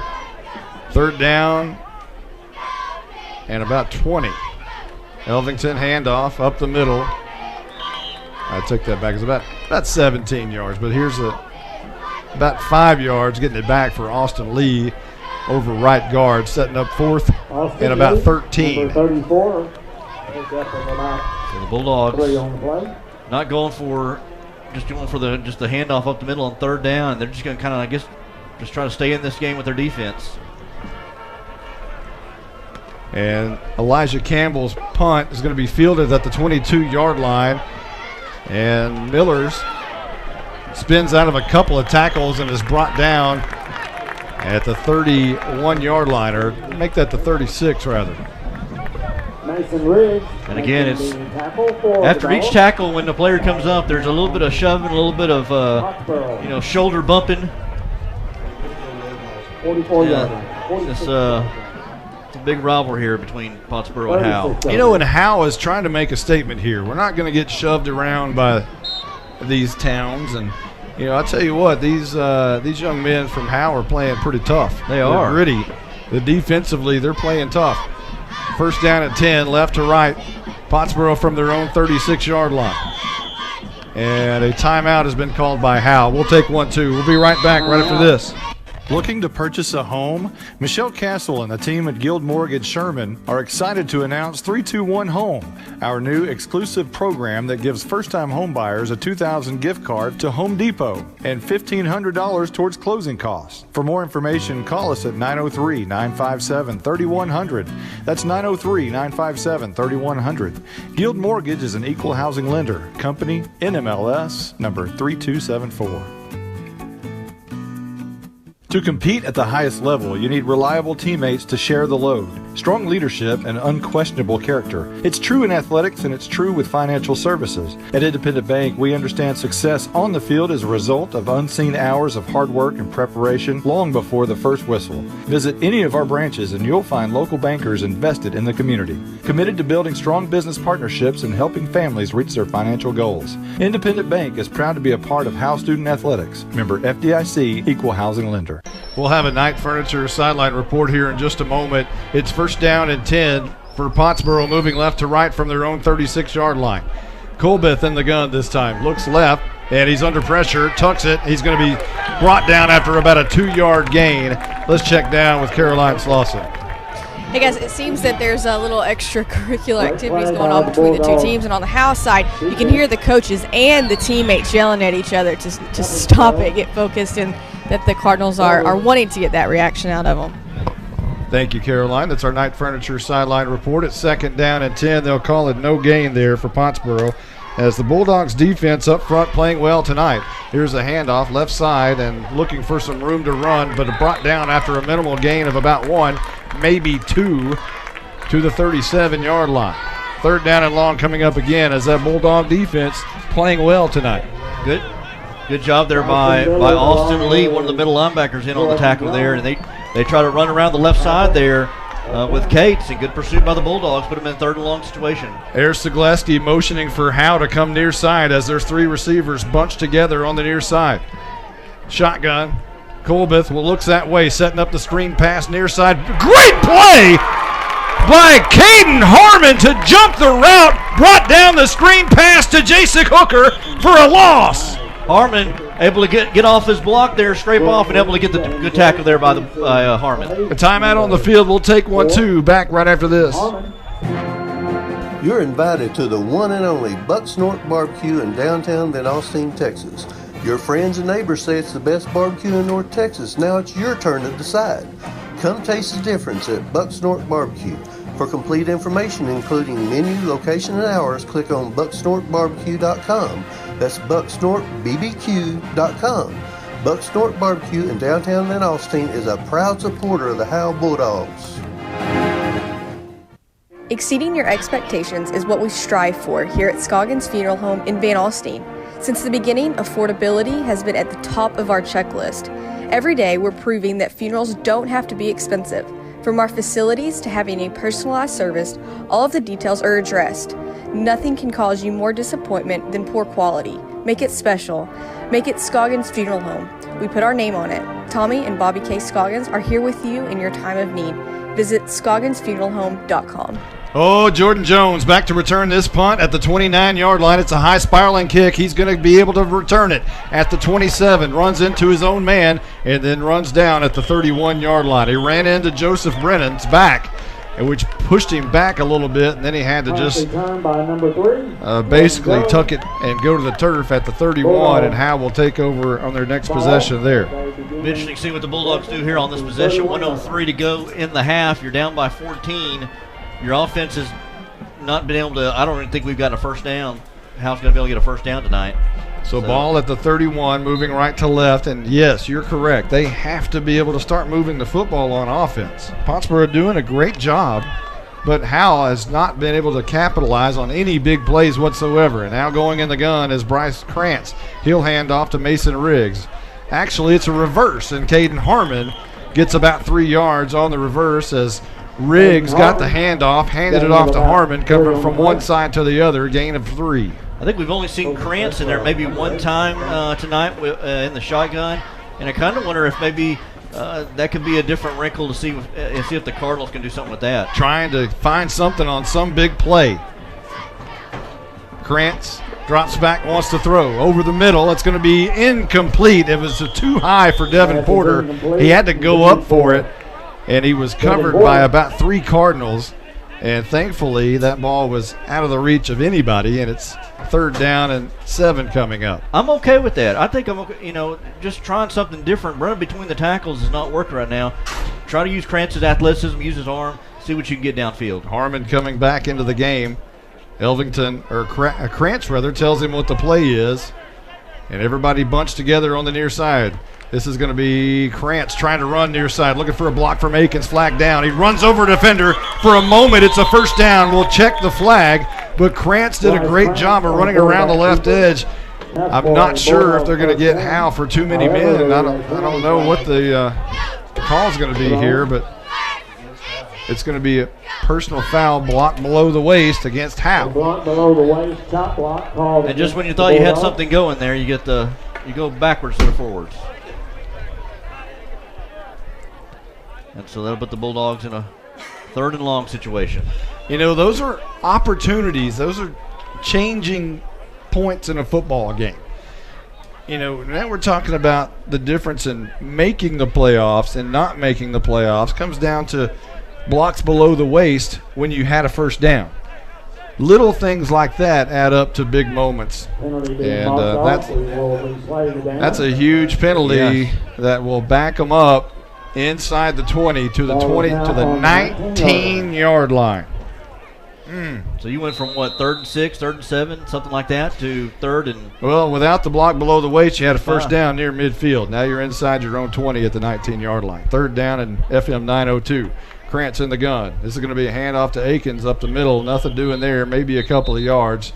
And it'll be 4th down and punt time for Campbell again. It looks like Pottsboro called timeout. We'll take one, too. We'll be right back right after this. If you're looking for a welding company that will always meet your expectations, we are just the team you need. Robertson Welding Service can do industrial, commercial, or domestic. Robertson Welding Service guarantees the quality and satisfaction of your project at a fair price. We provide precision, custom, and repair service in all steels. We even weld aluminum and stainless. You can be comfortable that Robertson Welding Service is the right company for your project. We can be found on Facebook, or you can call us at 903-328-6588. That's 903-328-6588. Monty, that was Damius Karowski on the tackle. Hey, this is Michael Mosier. I may not be up in that luxury outdoor suite on top of the press box, but hey, I'm still supporting the Bulldogs. I'm proud to be a part of the Howe Athletic Booster Club, where it's only $25 to become a member. I may have retired from pronouncing those difficult names on Friday nights, but I can say go Dogs without batting an eye. Become a black and white, towel-waving Bulldog fan by signing up at each home game, behind the home bleachers, and remember, Aljundo Dakenstater on the stop. The pressure was coming on the punt. Campbell tried to get it away quickly, punted it off the inside of his foot. It bounced in lane number 4 on the track, and Pottsboro has tremendous field position at the Howe 30-yard line. I wonder when they took that timeout, what their field position would be if they be able to return this, or or what would happen with the, even with the punt, and they've got 3 seconds now on the Bulldog 30-yard line. 3 seconds on the clock. Had that ball stayed in bounds and rolled just for 3 seconds, the half would be over. One shot here for Zach Talley. And Talley's got an arm on him. 3 receivers left side. Left-handed quarterback throwing it deep over the middle. It's going to be caught and dropped by Cates. And that is the end of the first half. Howe dodged the bullet right there. We'll take a quick timeout. We'll be right back right after this. I'm attorney Micah Belden, and I will always be a Bulldog. I'm a proud graduate of Howe High School. The great leadership from our teachers and coaches helped me be able to become one of the few certified criminal law specialists in Texas. While I love the black and white, in trials, everything is not always that way. If you've been investigated, arrested, or charged with a crime in North Texas, you need to call me now at 903-744-4252 for a free consultation. I'm board certified by the Texas Board of Legal Specialization, Principal Office, Sherman, Texas. The First Baptist Church here in Howe, Texas would like to invite you and your family to a celebration of our Lord and Savior Jesus Christ. Each Sunday morning at 10:30, we meet for worship at 100 East Davis Street in Howe. Prior to that, we have relevant Bible fellowships for all ages beginning at 9:15. Join us each week to declare the hope that is found only in Christ. Be ready to experience the life-changing power of the gospel. There is only one message for every generation, and that message is Jesus. This is more than a bundle. This is way more than a combo deal. It's your sanctuary, your home field. It's where everything happens. This is your home, your car, your memories. And you want to be sure they're protected with home and auto insurance. As your State Farm agent, I get it. That's why I'm here to help life go right. My name is Ed Meacham, and I'm your Howe State Farm agent. Give me a call at 903-892-3923 or on the web at mredinsurance.com. Welcome to the Howe Bulldogs halftime show. Now let's join Justin White and Caroline Slauson. Hey, Justin. What's up? Man, I'm just glad to be indoors. You what now? I'm just glad to be indoors. Yeah. Is it cold out there? It's probably not as cold, but my feet are soaked. So. What's the field? I mean, I'm looking at the field right now. Probably from about the 5-yard line to about the 20, the 15, 25, 30-yard line is just completely mud. Yeah, and there are puddles of water everywhere. Just standing water. On the field. On the field. Wow. Yeah. So it's very wet down there, as you would imagine. It's been raining all day. But and there's a lot of slipping and sliding out there. There is. So I know you and Monty have been talking about it. Man, Howe's playing great defense. I mean, they really are. I mean, it's just these little things, the conditions, those calls. It's just like you're beating yourself on these calls. Well, that's one thing I was talking about the field. The field is almost kind of put Pottsboro, who had this great offense, kind of brought them down a little bit to kind of where they've got to, they got to adjust to the playing conditions. And the Bulldogs defense, that's giving a chance for the Bulldogs defense to adjust and kind of step up to the plate. Step up to the plate. Yeah, I'm sorry, so wrong sport. But so speaking of adjustment, what adjustments are you thinking the Bulldogs need to make in the second half? I think offensively they're going to have to maybe take some chances. We talked about maybe a halfback pass. We've seen in the past where when the offense has gotten not able to move, just had issues on getting yardage. Tonight they haven't had a first down yet, so they're going to have to take some chances, make some different wrinkles. That's something Coach McCormick has done in the past. Has made some different adjustments, made some different something that they haven't seen there on film, the opponent. Right. It's Nancy, our Livingston captain, Jimmy Gray. Sorry, I just. That's okay. It just scared me. Maybe it's just me, but I mean, I just think that, just like you said, I think it's time for them to take some chances and try to pass the ball, because running the ball is just, it's not working, unfortunately. Yeah. Offense. Yeah. It's good. Defensively, though, I think they've done great. I think defensively they've pursued well, they've tackled well. That's one thing that I've noticed differently from last week is their tackling has gotten a lot better. I don't know if that's something they've worked on or what, but they've done a great job of not allowing, broken tackles. Yeah, they've taken advantage of those interceptions. They've taken advantage. It's not like they're not keeping up with them. Yeah. The scoreboard may show that to someone who's listening, not seeing it, but that really isn't the case. Yeah. Bulldogs, I mean, they're lucky to be down right now, just 14-0. Right. I mean, and Pottsboro may be saying the same thing. Say we're lucky we're only up 14-0 right now. We've given the Bulldogs chances. They haven't taken advantage of it. And Bulldogs will be saying we've had the chances. We've got to take advantage of those opportunities. Well, how about we take a break and come back with some scores? All right, let's do it. Calling all Bulldog fans to come down to the Sonic in Howe for half-price shakes after 8. Sonic of Howe is where you get great food and big smiles and a little message for our Howe Bulldog football players. Go Bulldogs, fight Bulldogs, win, win, win. It's not just good, it's Sonic good.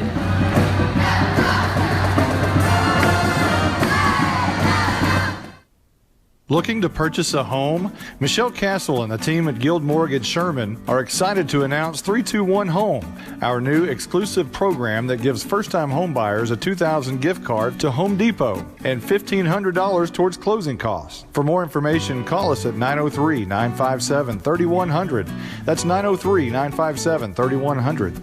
Guild Mortgage is an equal housing lender. Company NMLS number 3274. To compete at the highest level, you need reliable teammates to share the load, strong leadership, and unquestionable character. It's true in athletics, and it's true with financial services. At Independent Bank, we understand success on the field is a result of unseen hours of hard work and preparation long before the first whistle. Visit any of our branches, and you'll find local bankers invested in the community, committed to building strong business partnerships and helping families reach their financial goals. Independent Bank is proud to be a part of Howe Student Athletics. Member FDIC, Equal Housing Lender. You're invited to the one and only Buck Snort Barbecue in downtown Van Alstyne, Texas. Your friends and neighbors say it's the best barbecue in North Texas. Now it's your turn to decide. Come taste the difference at Buck Snort Barbecue. For complete information, including menu, location, and hours, click on bucksnortbarbecue.com. That's bucksnortbbq.com. Buck Snort Barbecue in downtown Van Alstyne is a proud supporter of the Howe Bulldogs. Hey Bulldogs, great news. I'm your hometown realtor and I'm also a Bulldog. Hello, I'm Kevin Sarles and I'm with Exalt Realty. I wanted to tell you about the new 321 program for our new home buyers or those who haven't owned a home in 3 years. A $1,500 grant is tied to the program and a $2,000 gift card at a local major retailer is available. This promotion is for a limited time and qualifications do apply. Call me anytime, 903-821-4163. Welcome to the Howe Bulldogs halftime show. Now let's join Justin White and Caroline Slauson. All right, welcome back here at Bulldog Stadium here at Howe. Bulldogs trail 14-0 to the Pottsboro Cardinals. We're at the half. I'm Justin White alongside Caroline Slauson. Let's get some scores from around the area. You want to do the scores in the district? Yeah, sure. So looking at Rains versus Bonham in Bonham tonight, halftime 21-14. Bonham on top of the Wildcats in that one. Lone Oak at Van Alstyne tonight.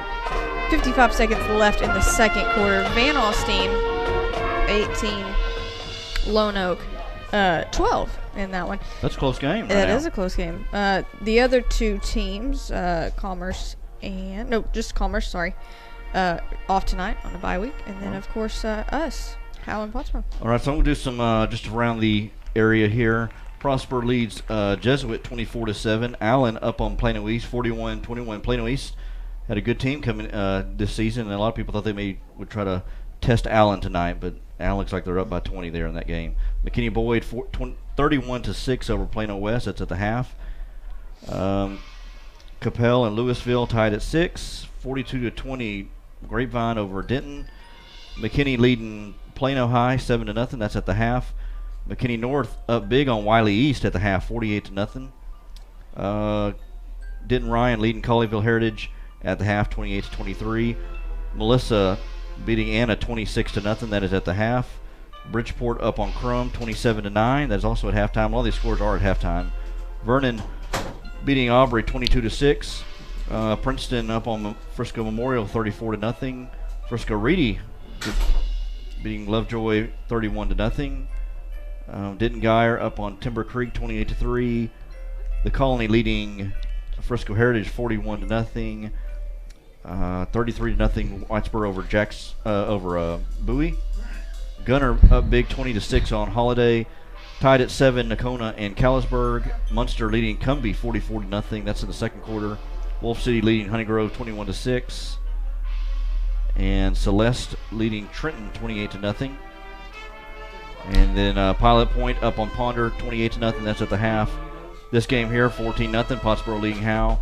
Collinsville 7-0 over Valley View. Chisholm leading Leonard 12-0. 21-7 Sunnyvale up on Caddo Mills.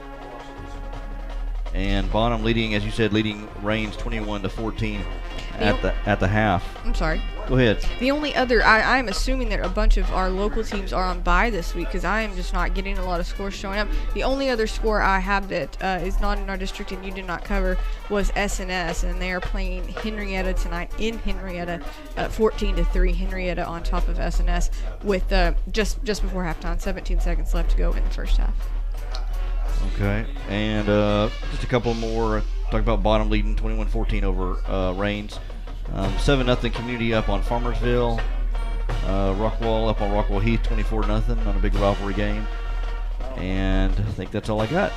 Something that we were just talking about when we were off air, the difference here, we obviously have, this is grass, but I am just not an expert at all, or even know anything about, I don't know the difference, I don't know what's best, but we have grass, Pottsboro has turf, so maybe that's something that is kind of shaking Pottsboro up a little bit. Yeah, I mean, they're not used to playing on this type of surface, especially when it's muddy.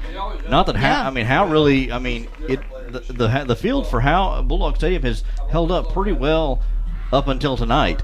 It looks so tore up from up here. It's just really just a slop fest out there right now, as Monty described it. So, it really is. Again, that's kind of been an equalizer for both teams to kind of bring this heavy offense from Pottsboro, bring them kind of down, and allows kind of keeping Howe into this ball game right now. Yeah, I'm saying like I even know what the difference is. I know most people prefer grass, but anyway, so that's just something that we were talking about and pointing out. We'll come back and Monty will take over and go over the first half. 14-0, Pottsboro on top of Howe. Halftime, we'll be back here at Bulldog Stadium. Exceeding your expectations is what we strive for here at Scoggins Funeral Home in Van Alstyne. Since the beginning, affordability has been at the top of our checklist. Every day, we're proving that funerals don't have to be expensive. From our facilities to having a personalized service, all of the details are addressed. Nothing can cause you more disappointment than poor quality. Make it special. Make it Scoggins Funeral Home. We put our name on it. Tommy and Bobby K. Scoggins are here with you in your time of need. Visit scogginsfuneralhome.com. If you're looking for a welding company that will always meet your expectations, we are just the team you need. Robertson Welding Service can do industrial, commercial, or domestic. Robertson Welding Service guarantees the quality and satisfaction of your project at a fair price. We provide precision, custom, and repair service in all steels. We even weld aluminum and stainless. You can be comfortable that Robertson Welding Service is the right company for your project. We can be found on Facebook, or you can call us at 903-328-6588. That's 903-328-6588. Monty, that was Damius Karowski on the tackle. Hey, this is Michael Mosier. I may not be up in that luxury outdoor suite on top of the press box, but hey, I'm still supporting the Bulldogs. I'm proud to be a part of the Howe Athletic Booster Club, where it's only $25 to become a member. I may have retired from pronouncing those difficult names on Friday nights, but I can say go Dogs without batting an eye. Become a black and white, towel-waving Bulldog fan by signing up at each home game behind the home bleachers, and remember, Aljundo Dakenstater on the stop. Welcome back. We are at halftime here at Bulldog Stadium. It is 14-0. It's not 182. It's half. Let me fix that for you. The Howe band's about to play, and you'll be able to hear them in the background as they have done real well. And matter of fact, did really well at area competition. Their band director, Angie Liss, is about to walk past me here in a minute, I believe. I wish I could talk to her for a moment. Maybe she's just up there watching. But I know she's busy watching the band, but maybe after that performance, maybe I can get her to come in here and visit with us after that. So anyway, it's 14-0. Let's recap the first half for you. The Howe Bulldogs won the toss and elected to receive. Took the ball at midfield after a pretty good return, but quickly went 3 plays and out.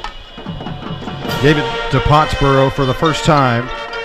And they drove 8 plays, 68 yards, and capped off the first scoring drive tonight on a 10-yard touchdown by Dylan Colbeth, their senior starting quarterback.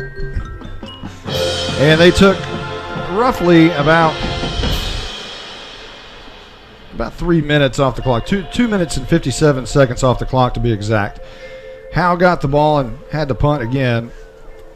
Basically, that's what it's been, is Howe has yet to have a first down tonight so far in this football game. Pottsboro took the ball with 5:42 on the first quarter clock, and they went 7 plays, 86 yards, and scored on a Daniel Arnold 34-yard touchdown on the left side of the offense. And the PAT, both PATs by McDonald have been good. 14-0. Pottsboro led at that point with 2:38 left to go in the first quarter. That drive took 2 minutes and 4 seconds off the clock. Howe took the ball at their own 23-yard line, punted again, and started going backwards. And then Pottsboro's next possession ended the first quarter on a turnover on downs. Howe took it again and punted again. Pottsboro's next possession started with 9:54 in the second quarter. 3 plays later ended on a Jordan Jones interception. And then Howe took that ball at the 44-yard line and gave it back to Pottsboro on their interception. Elvington threw it to the safety, Cy Shope, and Pottsboro set up shop at the 47-yard line. But their drive ended in a fumble by the running back Will Cates, who put it on the ground. Howe recovered and took the ball with 7:33 left to go in quarter number 2 at their own 38-yard line. But again, were unable to take advantage of that and punted. Pottsboro's next possession started at their own 15-yard line. 3 plays later ended in an interception by J.D. Thornton, the cornerback. So Howe's defense has played pretty well, and they gave the ball back to Howe at the 47-yard line, and guess what? They had to punt one more time. So Elijah Campbell's punt gave Pottsboro the ball at their own 36-yard line. That drive ended in a Pottsboro punt. Gave it back to Howe with 1:03 left to try to do something. That drive ended in a punt. And then with 1 play left, the Pottsboro Cardinals had basically 1 attempt to try to get it in the end zone here before the half. It fell incomplete over the middle, and that brought us to our halftime score, 14-0, Pottsboro in the lead. It was Pottsboro early on in the game. It was a good first half by Pottsboro, but if you're going to give anybody the win in the second quarter, it's going to be Howe, because they held this game scoreless in the second. Pottsboro's going to get the ball to start the second half, however, here in just a few moments. We've got a few moments to let you listen to the Pride of Howe marching band, and we'll let you do that right now.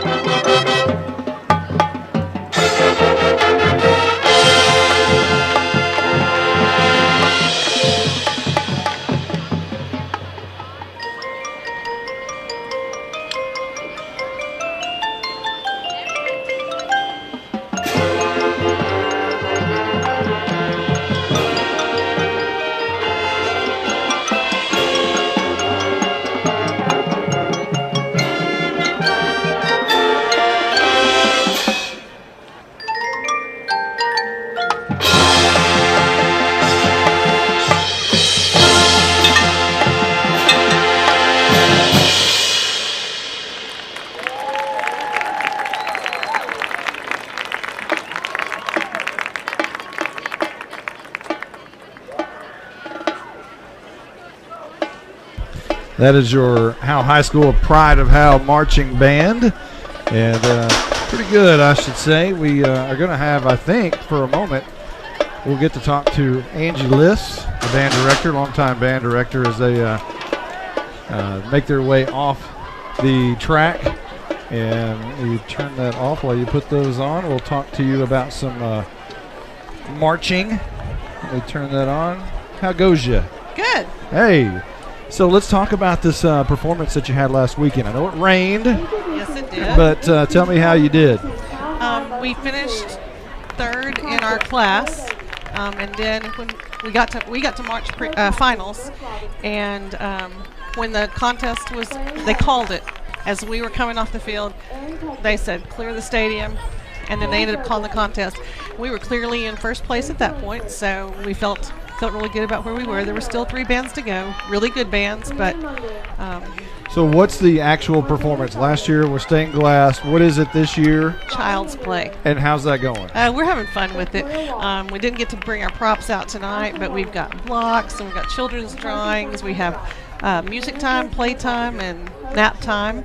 And the kids are getting, they're playing Duck, Duck, Goose out there and tag and just having a good time.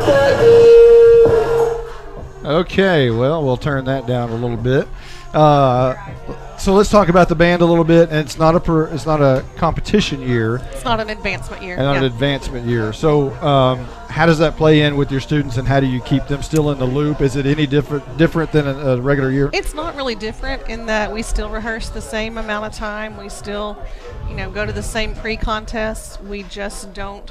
Once Region UIL is done, we're done except for football games, of course. So you've been in the Howe band since you were a child. Since I was a wee little child. And you were a part of that state championship band of the very first one, is that correct? That's correct. So how different is it in 1980 from 2018 as far as the band goes? Oh my goodness, it's different. 2009 when we went down there and got 5th place in state, it's a whole different ball game even just in the last 5 to 8 years. So what we did back in 1980, which is great, real proud of that, but it was a whole different ball game than we're talking now. So Friday nights, you can't have a Friday night lights or game without the band in the stands and all of that. So wouldn't it be nice, however, if we had the football team perhaps go to one of these band contests and cheer you guys on for once? What do you think about that? Oh, that would be great. Yeah, maybe we can try to set that up one of these days. That'd be great. How is it out there? Is it raining? No, it's not bad. Okay. It's just wet. All right. Well, that is what time? When did you get here as the band director? I came in the fall of 1994, so this is year 25 for me. She's still 27 years old somehow. That's right. That is band director Angie Liss. We appreciate you being here. Thank you. And we'll get back to the game here in just a moment. The teams are back on the field. We'll take a quick timeout. We'll be right back right after this. I'm attorney Micah Belden, and I will always be a Bulldog. I'm a proud graduate of Howe High School. The great leadership from our teachers and coaches helped me be able to become one of the few certified criminal law specialists in Texas. While I love the black and white, in trials, everything is not always that way. If you've been investigated, arrested, or charged with a crime in North Texas, you need to call me now at 903-744-4252 for a free consultation. I'm board certified by the Texas Board of Legal Specialization, Principal Office, Sherman, Texas. The First Baptist Church here in Howe, Texas would like to invite you and your family to a celebration of our Lord and Savior Jesus Christ. Each Sunday morning at 10:30, we meet for worship at 100 East Davis Street in Howe. Prior to that, we have relevant Bible fellowships for all ages beginning at 9:15. Join us each week to declare the hope that is found only in Christ. Be ready to experience the life-changing power of the gospel. There is only one message for every generation, and that message is Jesus. This is more than a bundle. This is way more than a combo deal. It's your sanctuary, your home field. It's where everything happens. This is your home, your car, your memories. And you want to be sure they're protected with home and auto insurance. As your State Farm agent, I get it. That's why I'm here to help life go right. My name is Ed Meacham, and I'm your Howe State Farm agent. Give me a call at 903-892-3923 or on the web at mredinsurance.com.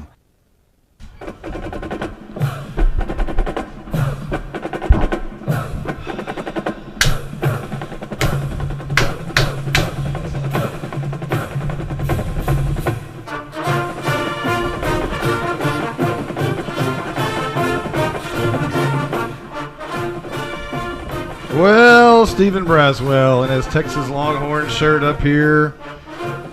But I tell you what, I have to pay back a bet because I talked so much trash last week that I thought the Sooners were going to come out and play a little better than they did.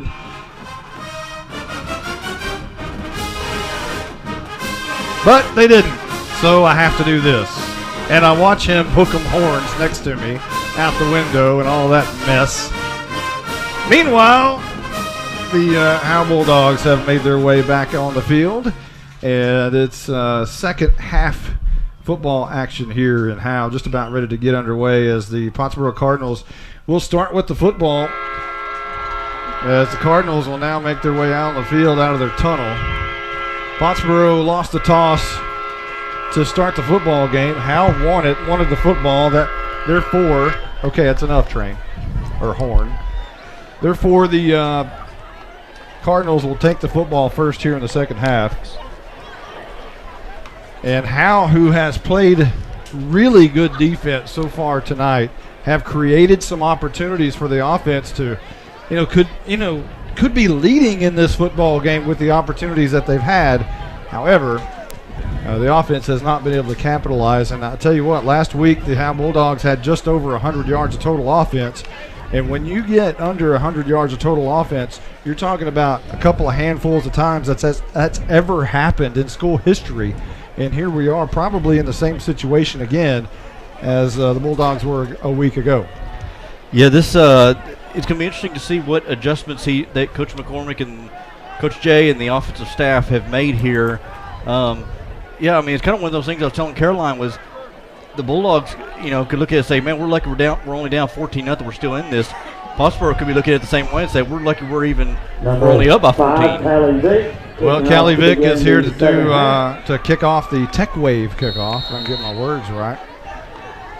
Vick, first girl on the Howe Bulldogs in school history. Here's a pooch kick, going to be taken and fumbled, but Pottsboro gets back on it, I believe, at the 38-yard line. That ball just hit right off the numbers, fell forward, and so did the Cardinal, and they'll start at their own 38. Now, one thing we haven't mentioned, or at least I haven't mentioned, you guys may have in the halftime, Pottsboro plays on turf. Yes. These field conditions never come into play for them. No. So they are not used to the ball being muddy. Not only wet you can understand, but muddy is totally different. They're not used to being dirty. Ball handed off left side. Whoa, there's a lot of room on that side. And that apparently is going to be Daniel Arnold on the first down run up to midfield, crossing midfield to the 49. It seemed like in the second quarter they kind of got away from Cates. They were throwing the ball a lot, and I didn't understand. I was like, man, Cates has been gashing the Bulldog defense for a lot of yardage at a time, and they got away from that, and they go back to it on this first play of the second half. Well, Daniel Arnold getting the carry there, and he scored the touchdown earlier. 1st and 10, left to right. Pottsboro has two men in the backfield. That's Arnold again getting the carry. This time, for the first time tonight, the Bulldogs corral him only after a gain of 1 up to the 48-yard line. And some of these numbers are hard to see here now with the mud on the white jerseys. And we're told by our spotter that was Cy Shope actually on the carry. So that'll be 2nd down and 8 coming up. And you're right, Pottsboro's white uniforms are brown. They're tan. Shotgun. And it's Talley in at quarterback. And this will be a handoff to Cates up the middle. He's knocked down hard by J.C. Helpenstell. Helpenstell wrapped him up. Devin Porter gave him a nice little shove too there, but that was all J.C. Helpenstell. Good job by Helpenstell with the pursuit. A nice textbook tackle there. Wrapped up and brought him down. Helpenstell just took him to the woodshed. He did. 3rd down and 7 coming up. Pottsboro in their brown jerseys with red numbers. They actually decided to wear old uniforms tonight because they didn't want to get their new ones all dirty because they're pretty. Interesting. So the old jerseys that they're wearing are all muddy. Here's a handoff to Cates up the middle, and he's good for about 6 yards near the 40-yard line up to the 41 of Howe. And help us so with the tackle there. Coach Poe has a decision to make here, 4th and 2 on the Bulldog side of the ball. Well, a lot of times in this situation, you'll see that kind of a T formation where they snap it back to Shope, and he'll run along one side or the other on an ISO and pick up the first is what they try to do. We'll see if they try to do it here. Hooker would be split out. That's actually Miller split out wide to the right, and they do go to that T formation. And they'll snap it in shotgun formation to Shope, and he gets it, and now flags are down.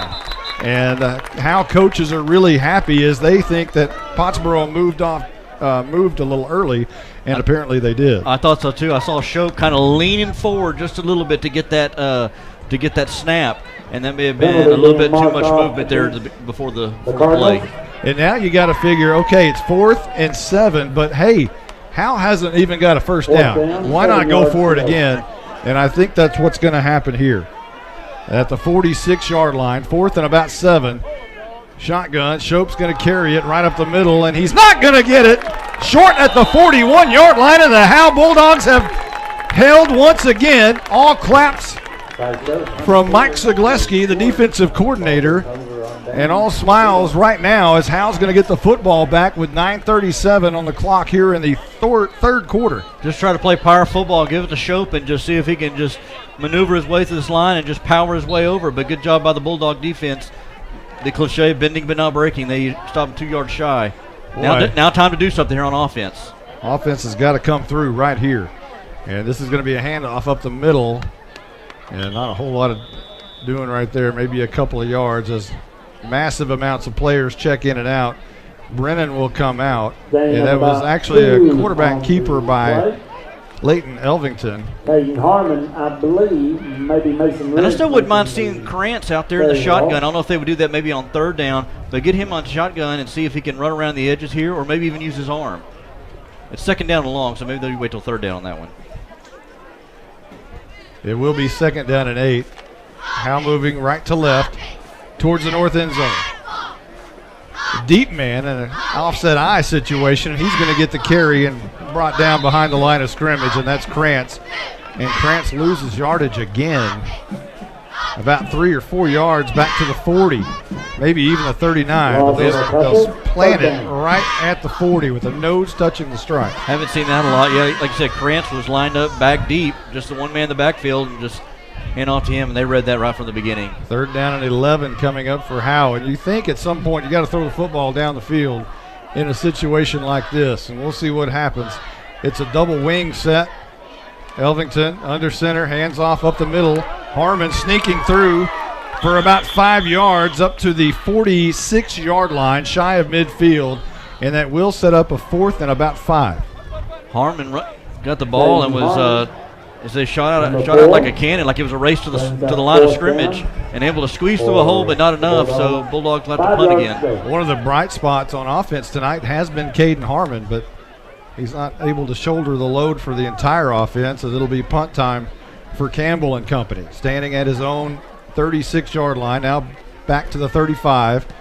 And he bangs this one away towards the near side, goes out of bounds, lands in track number 2. And they'll spot it. There's the old walk from the official. He'll start from the 30 and walk back to the 36-yard line. And that's where Pottsboro will set up shop on their next possession here, moving left to right. 7:38 on the clock. So see if the Bulldog defense can, again, answer the bell here, and at some point, hopefully, you maybe get another. You've had 3 turnovers here tonight so far. The Bulldogs forced 3 turnovers, 2 interceptions, 1 fumble. I'm afraid Campbell's going to have leg cramps tonight just from punting the football away. Going to ice down that right calf. 1st down and 10 for Pottsboro, left to right. Miller split out wide to the near side. Hooker and Arnold left side, 2 men in the backfield. Talley wanting to throw deep down the field, covered by Harmon, and it's incomplete. Harmon went up, made a great play, knocked the ball away. The intended receiver was Luke Miller. He wanted a flag, didn't get it. 2nd down and 10 coming up. I tell you what, Harmon has done a great job tonight in coverage. He's had about 2, 3, maybe 4 deflections there at cornerback. He's done a good job tonight. Him and Jordan Jones, both back there in the secondary, have done a great job. Second down and 10. Pottsboro back up to the line. 2 running backs next to Tally in shotgun formation. And this will be a handoff up the middle, and that's Will Cates fighting for yardage. And he makes some room up to the 41-yard line, about 3 or 4 yards, 5 yards. They'll give him 5. And he is hard to tackle. I tell you, he is a hard runner, and Devin Porter was able to make the tackle, but he had his hands full on bringing that man down, that young man down. He's not the largest individual, but he's so low to the ground and has great balance. Yes. Third down and 5. Tally is going to run it himself over along the left side, and he's brought down at the line of scrimmage. Another great play by that defense as Waldrop makes a big play. Waldrop was the first man there, and I believe Helpenstell was there as well. It'll be 4th down and punt time. And I'd watch a fake right here. It's 42-yard line is where Pottsboro's going to be punting it away. I would have my eye open for the fake, even though it's 4th and 4 on your own side of the field. I could see that. And now the flag is down. Before this one can get underway, it's going to be a false start against Pottsboro, and they'll back it up even more. There will not be a fake now, as that'll be, instead of 4th and 4, it'll be 4th and 9. They'll move the ball back to the 36. This would be a nice opportunity for the Bulldogs, too. You're not able to move the ball on offense. See what you can do on special teams. Maybe set yourself up with good field position. Maybe, obviously, a run back would be great, but do something. The offense ain't working. See if you can capitalize on special teams. 4th down and 9. Jordan Jones will return this one as he stands at his own 29-yard line. A high snap. The punt is away. It's a high booming kick. Jones is going to make the catch, and he's immediately in jail because the hang time on that punt gave the entire Pottsboro Cardinals time to run down there, and almost as soon as Jordan Jones made the catch, he was swarmed at the 29-yard line. That was a good punt there. So Bulldogs have the ball on their own 30-yard line. And again, do not have a first down this game. Got to fix that. Bulldogs coming to the line of scrimmage. Elvington will go under center, and he will hand off. First man through, and look out, there's Harmon, and he squirts for about 4 yards after initial contact was made, a yard or two behind the line of scrimmage, but he runs well. He's very shifty, and he's able to move around defenders and make his way for about 5 yards. I wouldn't mind seeing Harmon or Spencer Akins on the outside, pitch it to the outside. They've done it a couple of times, but I'd still like to see that and see them utilize that speed they have on the edges. Krantz in the backfield, Elvington under center. Handoff, I think that's Krantz. He gets the carry, positive yardage. They try to strip the ball away from him, but he's going to gain 3 yards, 4 yards perhaps, up to the 39-yard line. And now Howe is very close to getting a first down. You know, and this is where, Monty, that I don't know if it would make it any better, but where you kind of miss Cameron Blesseye. Short yardage back. No He's a question. Leading rusher on this team. The entire game they've missed Cameron Blesseye. Right, but even this opportunity here, a chance to get a first down. Elvington under center, handoff left side. He's got room. That's Harmon. First down for Howe at the 46-yard line. Harmon running with a huge heart tonight, and he'll move the sticks, and that's Howe's first down of the entire game. At the 5:08 mark of the third quarter, the Bulldogs finally get their first down. Now a chance. Now you got to build on that. 1st and 10, right to left. Lee in the backfield. Krantz in the backfield. Krantz gets the carry, bounces out. No, that's Harmon again. And he tries to punch it out to the far outside. Can't do it. They finally corral him at the line of scrimmage and throw him back about 8 yards. But the forward progress will give him a foot or two. So it'll be 2nd down and 9.5. Yeah, tries to run behind that right guard, right tackle, Helpenstell, and Parker Blunt on that right side of the offensive line, and only able to get a yard. And Harmon comes out a little gimpy to the sideline. Everybody tight on this situation. Everybody tight. Elvington under center, handoff left side. Krantz. He is tripped up at the line of scrimmage and brought down for a loss of 1. And now a late flag comes in. This is after the play, so you know what this probably is. Timeout. We have a penalty flag. See a personal foul. Let's see who would be on. The ball will be spotted at the 45-yard line. It's going to be We have offsetting penalties. Personal foul call. I believe it's personal foul against each. So the ball spotted at the 45-yard line. 3rd down and long coming up for Howe. 3rd and 11. Mason Riggs, Austin Lee, and Joseph Brennan check into the game. You can barely see the numbers on their back now. The field is not completely, but it is worn down a lot at the line of scrimmage where they're at right here. 3rd and 11. Elvington handoff Mason Riggs over right tackle, and he fights forward, still fighting, and he's going to get maybe 6 yards. And now a late flag comes out as Devin Porter has his hands in the air, and one of the Cardinals, I believe, was the ball carrier. We have penalty flags. there was some extracurricular activity, and the Howe crowd is not happy. And Coach Jay is upset. And I don't know if he's upset at the players or the officials. Now we have a personal foul against Pottsboro. Personal foul Unsportsmanlike against conduct Howe. against both teams. Offsetting penalty again. Replay the down. Actually, no, there's another flag against Howe. We have another flag called. It's a laundry list of penalties on that play.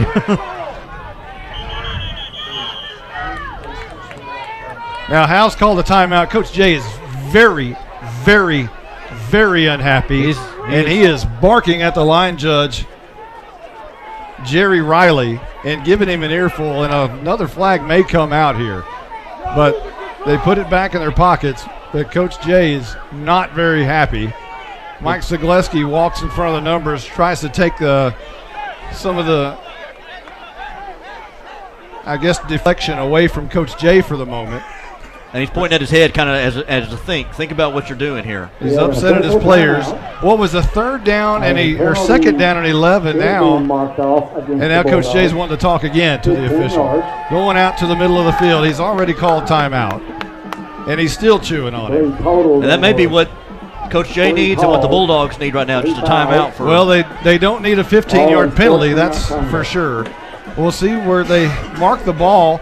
Right now, I think the official has already marked it at the 31-yard line. Howe, and they're deep in their own territory now.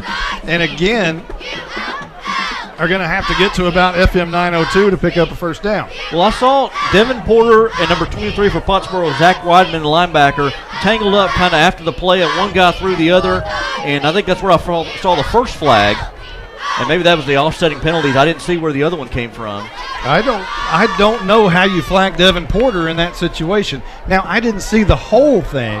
I just saw the end. But it's 3rd down and long here for Howe. 3rd down and about 25 for the Bulldogs. And still some talking. Now Pottsboro. Matt Poe is upset. I'm not exactly sure what he's upset about. He probably thinks that it shouldn't have been offsetting and it should have just been on Howe. I'm telling you, I didn't see that at all. I may be a little biased over here in my black and white, but I did not see it that way. Don't think either head coach is really happy with this crew tonight. Harmon has checked back into the game. Devin Porter is at tight end. Mason Riggs has gone back to the backfield. However, I think he may not be in. I'll have to check. I'm looking for Mason Riggs. I know Austin Lee is in the game. We're kind of waiting because Matt Poe is chewing on the official on the far side. He's had both ears chewed off, one from Coach Jay and one from Matt Poe.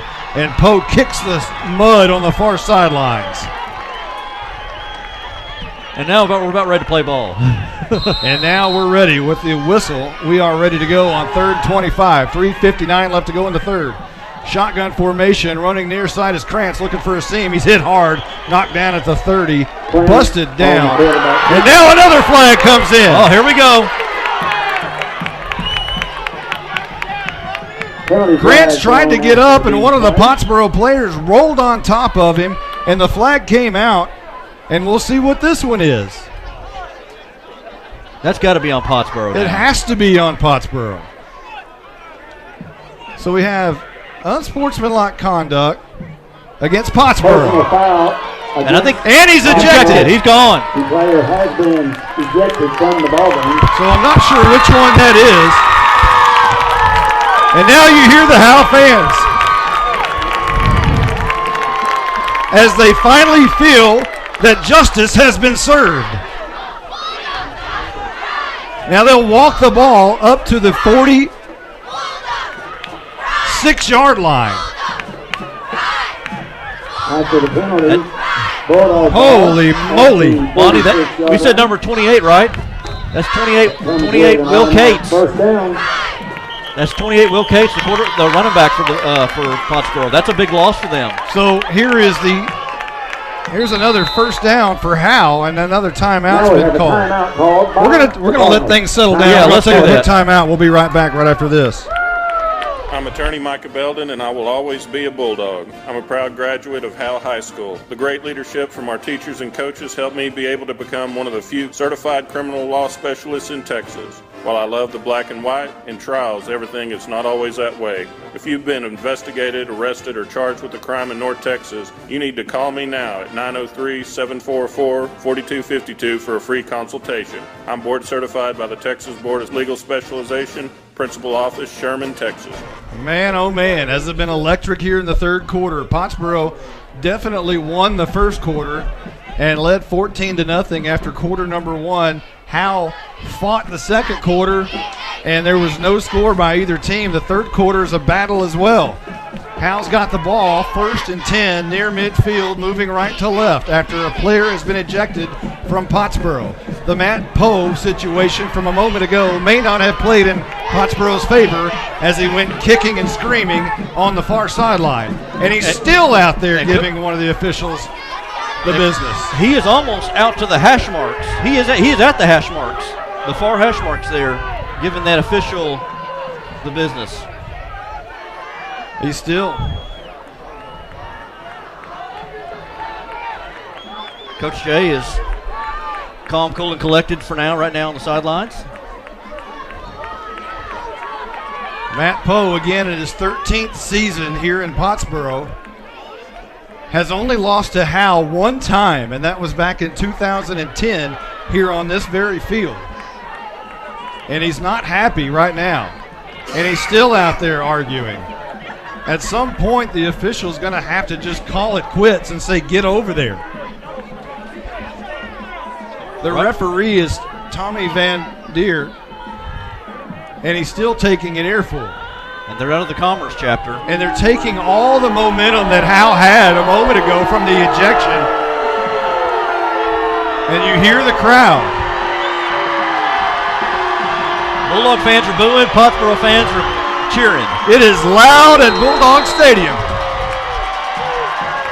Sparks are flying, 1st and 10, right to left. Bulldogs in the gun. Krantz running near side, looking for a block from Riggs. Gets a block and gets about 7 yards. And the Bulldogs get up screaming. Maybe that's the spark that the Bulldogs needed.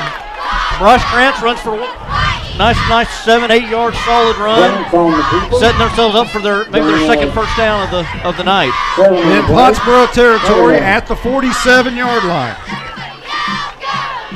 2nd down and 3 coming up. The Bulldogs desperately need to get on the scoreboard. Send Elijah Campbell split out wide right. Krantz under center. They're going to quick snap it to Joseph Brennan, who has enough for a first down to the 41-yard line. A Wildcat. That was the wrinkle maybe they need right there. Get Brennan, gets the shot, and gets the snap from shotgun. He runs up the middle, bounces off one player, and able to dive across the first down marker. Oh, doctor, grab your socks and pull. 1st down and 10, right to left. Krantz in the gun, 2 men in the backfield. Krantz is wanting to run it, looking for the block from Riggs, and he slips down right at the line of scrimmage. He planted his left foot and it fell out from underneath him. 2nd down and 10 coming up, maybe 11, as he lost a yard. And around that left side, it looked like he had a crease, a little hole there. He could have found maybe a little bit of yardage there. Yardage been hard to find here, but yeah, he stepped on the ground. The ground came out from under him. And back to the line of scrimmage. You're seeing pure heart from the Howe Bulldogs on this drive so far. Krantz in the gun. He gives it to Brennan over the middle.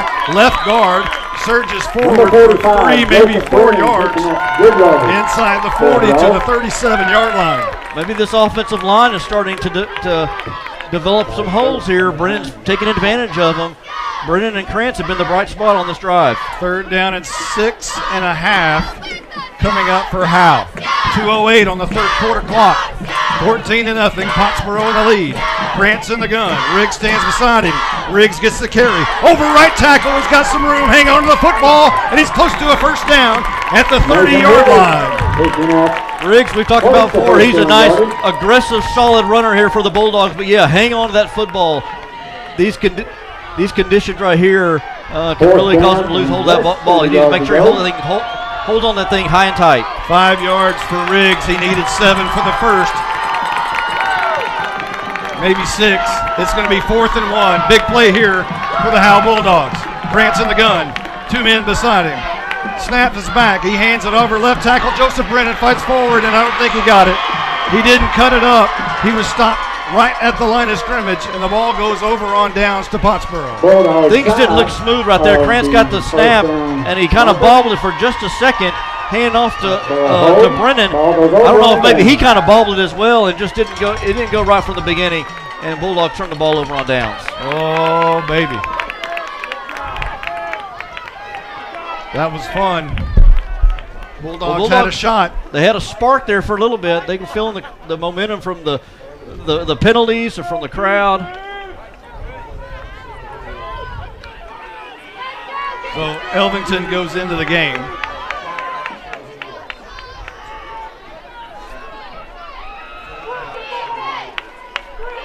Harmon is out. And this will be a handoff up the middle, actually left side, and good enough for a first down. A misdirection play, and a nice gain there for a first down up near midfield to the 46 for Pottsboro. 13 yards, and I'm not sure if that's Cates. It's hard to see who's in. I think that was Kugleth, I believe. I can't tell from the numbers. We were told that Cates had been ejected, but we may have that wrong. We'll have to check and see who's in at tailback. Again, the numbers are very hard to see. It's very muddy, and it's 1st and 10, left to right for Pottsboro. Handoff up the middle. Nope. This time he's going to keep it around the left edge, and the quarterback is brought down after about a 7-yard gain, and I believe that's Colbeth into the game at quarterback. Yeah, Colbeth is the quarterback. We confirmed. Steve Braswell has confirmed that. Ball spotted at the 47-yard line after the gain of about 7 yards. Second down and 3 coming up. Sorry, Pottsboro starting to get a little rhythm here running the ball. Need a big play and a big stand for the Bulldogs. Shotgun, Colbeth runs left. He's going to keep it on the ground. He's got the first down. He's got more inside the 40 to the 38-yard line. We haven't had an unsportsmanlike conduct in about 5 minutes. 16 seconds on the clock, and we're headed to the 4th quarter. I'm not sure if Pottsboro's going to call another play before the clock expires. The clock starts rolling at 14. Kublet got that on the keeper, went around the left side, had a couple of receivers on the left side blocking for him. Able to get that first down. Ball at the 39-yard line. They're not going to snap it. That's the end of the 3rd quarter. The Howe Bulldogs trailing 14-0 to Pottsboro here at home. It's been a long time since they've beaten the Cardinals in Howe, Texas. Trying to find it tonight. Back in a moment right after this. Hey Bulldogs, great news. I'm your hometown realtor, and I'm also a Bulldog. Hello, I'm Kevin Sarles, and I'm with Exalt Realty. I wanted to tell you about the new 321 program for our new home buyers or those who haven't owned a home in 3 years. A $1,500 grant is tied to the program, and a $2,000 gift card at a local major retailer is available. This promotion is for a limited time, and qualifications do apply. Call me anytime, 903-821-4163. Let's check down on the field with our Night Furniture sideline reporter, Caroline Slauson. Things have changed since halftime, huh? There really isn't a way I can explain what it was like down here. I was actually on the sideline yelling, then I remembered your radio guy from the day got you a flag. It was just, this was crazy. It was crazy. Well, it's 1st down and 10. Pottsboro now switches side of the field, headed toward the north end zone. Handoff up the middle, churning forward, fighting for about 6 or 7 yards on first down is the new running back into the game as Will Cates has been ejected. And again, the numbers are very hard to see. And I'm trying to figure out who that is. Dyson Dillard and J.C. Helping still. I can't see who that is. That may be Shope, but I'm not sure on it. It's Shope. So Shope is the ball carrier, taking the place of Will Cates. 2nd down and 3 coming up. Shotgun. Colbeth is going to run right, trying to find it. Hit hard at the line of scrimmage. A great play by that Bulldog defense to sling him back at the 33. That's J.C. Helpenstell.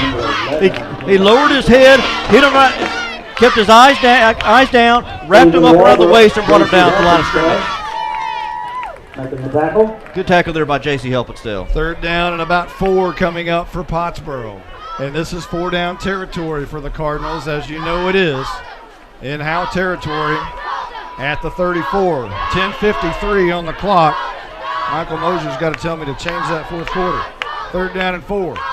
Shotgun, and that's Shope going to keep it around the right edge. Looking for some room, and he's going to be close to a first down. I think he's short by a yard, so here we go, or 2 yards.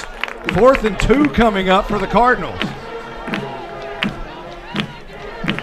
Ball now at the 31 or 32-yard line. Tackle made there by the sophomore Jackson Atkins. And 4th and 2, 4th and 3 here for the Cardinals. Big play here. Shope going to keep it around the right side. He's going to have the first down at the 27-yard line as the coaches slam their fists down in disgust as the sticks will move now. Clock at 10:08 and the Bulldogs need a turnover. You're hoping the inexperience perhaps of carrying the ball time and time and time again in the muddy surface can cause a turnover, and that's what the Bulldogs are hoping here. Ball at the 26-yard line, 1st and 10. Pottsboro moving right to left. 3 men in the backfield. And a false start, no flags, run over right tackle and brought down, I thought for maybe a minimal gain, but Shope, I believe that Shope spun out of it and somehow gained 3. There was movement in the backfield before that snap happened, and defensive coordinator Mike Zagleski is talking to him about it. Shope went around the right side, and Atkins with the tackle. 2nd down. I did. 2nd down at 7, sorry. 2nd down at 7 coming up for Pottsboro. And this is going to be Shope again. Right up the middle. He's got some room for a pretty nice gain. Short of a first down, but a gain of about 6. Now inside the 20-yard line to about the 17. And this is where, you know, historically, teams that are much larger than you tend to wear you down. And that tends to be, you know, in the latter stages of the game, that plays its toll on these small schools like Howe. And Bulldogs or Cardinals are doing that right now, just kind of using these different running backs, different quarterbacks, just to kind of instill their will. Shope in the gun. He's going to take it over right tackle, and he is going to basically wear down the Bulldogs. And that'll move the sticks again, 4 yards. And they're playing Bulldog football. Just keep it on the ground. They're saying we're just going to run it right at you until you and the quarterback Shope or Colbeth gets the snap, and just whoever, we're just going to run around the right side or left side, and just if you I'm not even sure that's Colbeth. I think that's Shope. Is that Shope every time? Shope has been getting the snap every play here. It's that T formation, and they snap it directly to Shope. And they do it again, running right at the defensive end over right tackle. He slips through, and he is going to be close, slung in the end zone. Touchdown, Pottsboro. They just instilled their will on the Bulldogs on that one. Stop it. We're going to keep running until you stop it. The Bulldogs were not able to stop it. 14-yard touchdown for Cy Shope. And they extend the lead 20-0 here over Howe with 8:13 remaining in quarter number 4. McDonald on for the PAT. It's on the tee. The kick is up. It's high. Right down the uprights. And good. 21-0. Pottsboro takes the lead with 8:13 left to go in the game. And Howe's going to have to pull out the trick bag here from here on out. We'll be right back. Run after this timeout. To compete at the highest level, you need reliable teammates to share the load, strong leadership, and unquestionable character. It's true in athletics, and it's true with financial services. At Independent Bank, we understand success on the field is a result of unseen hours of hard work and preparation long before the first whistle. Visit any of our branches, and you'll find local bankers invested in the community, committed to building strong business partnerships and helping families reach their financial goals. Independent Bank is proud to be a part of Howe Student Athletics. Member FDIC, Equal Housing Lender. You're invited to the one and only Buck Snort Barbecue in downtown Van Alstyne, Texas. Your friends and neighbors say it's the best barbecue in North Texas. Now it's your turn to decide. Come taste the difference at Buck Snort Barbecue. For complete information, including menu, location, and hours, click on bucksnortbarbecue.com. That's bucksnortbbq.com. Buck Snort Barbecue in downtown Van Alstyne is a proud supporter of the Howe Bulldogs. Welcome back, and we're just about ready for the Tech Wave kickoff. McDonald runs to the ball. He will bang it away. It's a high kick, middle of the field, going to be run up and taken, and a sliding catch by, I believe that's Krantz, and he does, and he'll be down at the 22-yard line, and Howe will take over there at their own 22 with 8:11 left to go on the clock. Now let's go over your Exalt Realty scoring drive recap. It was 11 plays, 67 yards. It was capped off by a 14-yard run by Cy Shope, and that extends Pottsboro's lead 21-0. The clock chewed up about 5 minutes there on that drive, on that 11-play drive. And here's Howe from their own 22-yard line, moving left to right. Grant still in the gun. Snap. He looks out, wants to throw. Now he's going to be flushed out of the pocket, and he's going to be trapped way back in the backfield. You got to throw that ball away, young man. And that's going to be a big loss back around the 15-yard line. They'll actually spot it around the 14. Yeah, he was running there to his right side. They're looking downfield. But you're right, he got to throw that thing away. Drop back behind the line of scrimmage. He's way back. That's going to be a second down and 20. Loss of 11. You got to throw that ball away. Here come the Bulldogs up to the line of scrimmage on second down and about 21. Grant still in the gun. And he fumbles the snap, picks it up, rolls left. Now he tries to cut up the middle. And he's going to gain maybe a yard or two. And it'll be third down and about 19 coming up for Howe. Yeah, kind of mishandled that snap a little bit, and again threw off the timing. And it'll put the Bulldogs in a third and long situation. Third down and 19, we said. 21-0, Pottsboro in the lead. 7.5 minutes left to go in the game. The last time Pottsboro and Howe got together, it was 35-6 a year ago at Pottsboro. A little bit better score if you're Howe. Shotgun, handoff, near side. Riggs looking for a block, makes a move, and is going to be brought down after a couple of yards, shy of the 15-yard line. Number 24.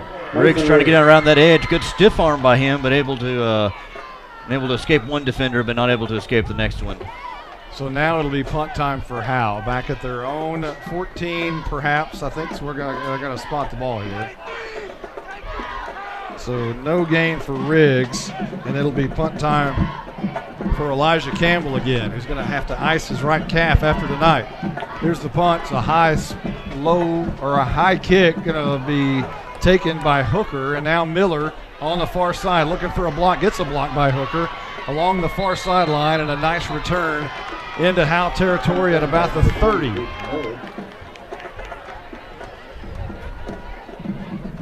Good return there by the Cardinals, and it gives them good field position.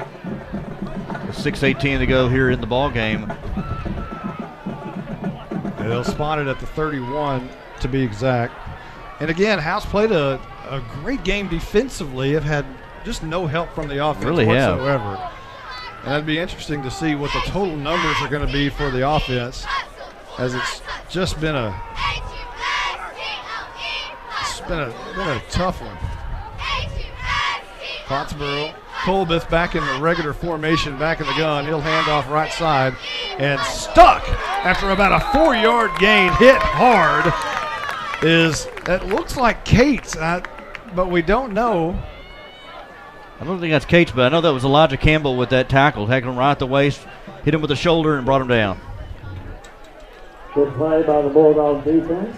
So Elijah Campbell. Trying to figure out exactly who that running back is.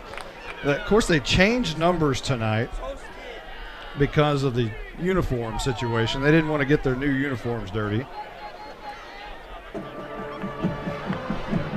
And it'll be second down at about 7 coming up. Handoff up the middle. Another couple of yards and a nice play. And a late flag comes in again. I'll have to check this one. And one of the Pottsboro players is clapping, thinking maybe it's on Howe. So we finally figured out the ball carrier is Zach Talley, the quarterback. Apparently was the carrier there. This is going to be a face mask against Howe. Inopportune. And that'll be another first down for Pottsboro as Coach Jay takes his visor off, looks into the crowd, takes his right hand, rubs his head with it in disgust, puts his visor back on, puts his headset back on, looks to the ground a moment. Again, these are just and now paces back up. Again, these are mental mistakes made by the Bulldogs that you're helping the Cardinals. You've done a good job defensively. These are key things that you got to work on. So ball at the 11-yard line. You can get a first down at the 1. This is going to be a handoff over right tackle into the end zone, I believe. Going to be close, and it is a touchdown. And I believe that's Talley, who normally plays quarterback because of the ejection of Will Cates, is into the game at running back, and he scores on an 11-yard run. And all of a sudden, Pottsboro's up 27-0 with 4:56 left to go in the game. Pottsboro starting to get back to their old ways. Get that to Talley and let him go around that right tackle, right side, and be able to walk in the end zone pretty easily. And things are starting to fall apart here for the Bulldogs now. McDonald on for the PAT. The bat snap, it goes over the head. I think Howe's going to be able to deny a PAT, and they do. So the score will remain 27-0 here in the fourth quarter. We're going to take a quick timeout with 4:56 left to go in the game. We'll be right back right after this. Exceeding your expectations is what we strive for here at Scoggins Funeral Home in Van Alstyne. Since the beginning, affordability has been at the top of our checklist. Every day, we're proving that funerals don't have to be expensive. From our facilities to having a personalized service, all of the details are addressed. Nothing can cause you more disappointment than poor quality. Make it special. Make it Scoggins Funeral Home. We put our name on it. Tommy and Bobby K. Scoggins are here with you in your time of need. Visit scogginsfuneralhome.com. If you're looking for a welding company that will always meet your expectations, we are just the team you need. Robertson Welding Service can do industrial, commercial, or domestic. Robertson Welding Service guarantees the quality and satisfaction of your project at a fair price. We provide precision, custom, and repair service in all steels. We even weld aluminum and stainless. You can be comfortable that Robertson Welding Service is the right company for your project. We can be found on Facebook, or you can call us at 903-328-6588. That's 903-328-6588. McDonald on for the Tech Wave kickoff. Runs to the football. It's going to be a kick back to Jordan Jones, I believe, coming near side of the field. Cuts it up now to the left side of the field, one other way. And he's finally wrestled down at about the 35-yard line. A nice return by Jones. And Howe will have the football 1st and 10 from their own 35. Well, unless a miracle happens in the next 4:47, Bulldogs will end up losing this game, but it's still a chance for you to work on your offense. You still got some offensive issues kinks you're going to need to work out, if not for tonight, at least for next week's game against Lone Oak. In this situation, every broadcaster in the history of Texas has brought up John Tyler. Here's a double reverse from one side to the other, and Pottsboro sniffed it out, but surging forward for a few yards is Caden Harmon. He'll get about 4 yards on that first down carry. Got a couple of scores from around the district. Bonham leading Range 42-28. That's to start the fourth quarter. And Van Alstyne up on Lone Oak 32-18. I know you're a few years younger than me, but do you remember, have you heard the John Tyler? I know it vividly. You know the story. Yeah. I know the story, yes. Yeah. That was like in about, what, 2 minutes? Yeah, it was crazy. Yeah. Plano West, Yes. John Tyler, 1994. Second down, and here's flags before this one can get underway. And a Bulldog slipped down. Oh, Jackson Atkins, I think, was ready to pull there. And when he went to pull, he just slipped and fell. And the back of his numbers were hard to see. Now you can't see the front of his numbers. And that's going to be a penalty against Howe. They'll back it up. 5-yard penalty marked off against the Dogs. So that'll put the ball now at the 34-yard line.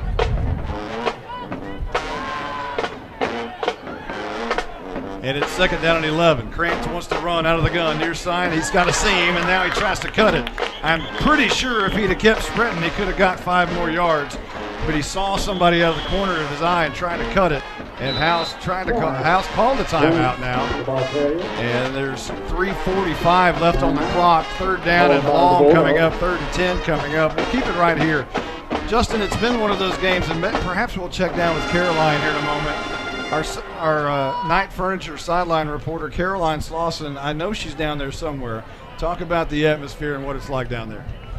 Something you guys may have not been able to see is throughout this game, a lot of Bulldogs have been coming off the field injured and for different reasons and going back out there. So it's amazing how having more players, 12 and 12, really does help a team. And kids aren't going both ways. What about the coaching staff down there tonight? How have their attitude? I know that they had one blow up, but overall, have they been happy? Have they been mad? What's the No, they've really been happy. It was like me and Justin were talking in the first half. The defense is doing great, so it's just a unfortunate circumstance, but overall they've been happy. One thing we haven't talked about is Coach Jay wanted to go back to a 3-3 stack. They got away from that a few weeks ago, but now have gone back to the 3-3, and maybe that's helped for some success. And now another flag. Penalty flag thrown before the snap. And Coach Jay is not happy. It's going to be a delay of game? No. All right, no. Wait, illegal substitution. Illegal substitution. Substitution is the call. And those are just those are mistakes mental mistakes that cost you. There's no excuse for that. That's a 5-yard penalty. I think Coach Jay's upset with his players and staff more than he is anybody on that one. Ball now at the 30-yard line. So it's third down and about 15 for Howe. Man in motion. Elvington wants to throw, heaves it down the field, and a little bumping and grinding, and Bama Valier tries to make the catch, but Jason Hooker is going to get called for a pass interference. Peyton Bama Valier, we haven't seen him in the game much this season, but comes in, they try to throw it long downfield to him, and he's able to draw the pass interference. And Krantz with the rocket downfield. Well, he was slinging it like Favre, just straight down the field. Call against Pottsboro. Oh, was that Elvington? It was Elvington. Okay, sorry. Elvington slinging it down like Brett Favre.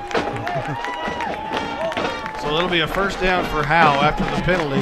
The ball will be spotted right at the 45-yard line. And why not? In this situation, just start heaving it. It may even give you a chance to work on some things that you've been wanting to work on. Elvington goes under center. Riggs goes in motion, and they hand it off right up the middle. And I believe that's Joseph Brennan on the carry. He'll gain 3 or 4 or 5 yards with both arms on the football. An impressive run for 5 right there. Second down and 5 coming up. Brennan looking to initiate contact there on that inside handoff, and Brennan's got a nice good combination of size and speed and power. He has a lot of speed. Ball right at the midfield stripe. Howe moving left towards the south end zone. This is going to be a handoff right side, trying to strip the football but not able to, and Howe's going to pick up a first down at the 45-yard line, and that is Austin Lee on the carry. And is he going to pick up the first? They haven't made the motion yet, and now they do. First down Howe at the 45. Austin Lee, we talked about his struggle the last 3 games. They come in and able to get those couple yards for that first down. I believe only the 3rd first down of the night. Stephen Waldrop splits out wide to the near side. Everybody else is tight as Elvington goes back into the game, back under center, and he is going to drop the snap. He picks it up, surges forward for maybe a yard or back to the line of scrimmage. Second down and 10 coming up. We've had quarter snap, center snap exchanges all season long. That may still be because of tonight because of the slick ball. 2:26 on the clock. And it's 27-0 Pottsboro. But Howe, it looks like a crooked number versus a 0, and it is. But Howe's played great defensively. They really have. It's just been the offense that hasn't given them a chance. There's a handoff to Brennan again, and only 1 yard this time for Brennan to the 44. And a timeout for Howe. We'll take a quick one. We'll be right back right after this. This is more than a bundle. This is way more than a combo deal. It's your sanctuary, your home field. It's where everything happens. This is your home, your car, your memories. And you want to be sure they're protected with home and auto insurance. As your State Farm agent, I get it. That's why I'm here to help life go right. My name is Ed Meacham, and I'm your Howe State Farm agent. Give me a call at 903-892-3923 or on the web at MrEdInsurance.com.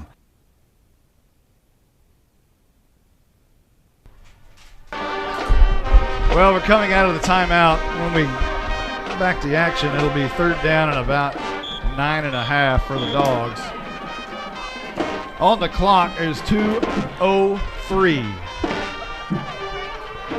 And we'll probably have a quick post game tonight. 3rd down and 9 coming up. Elvington will go under center.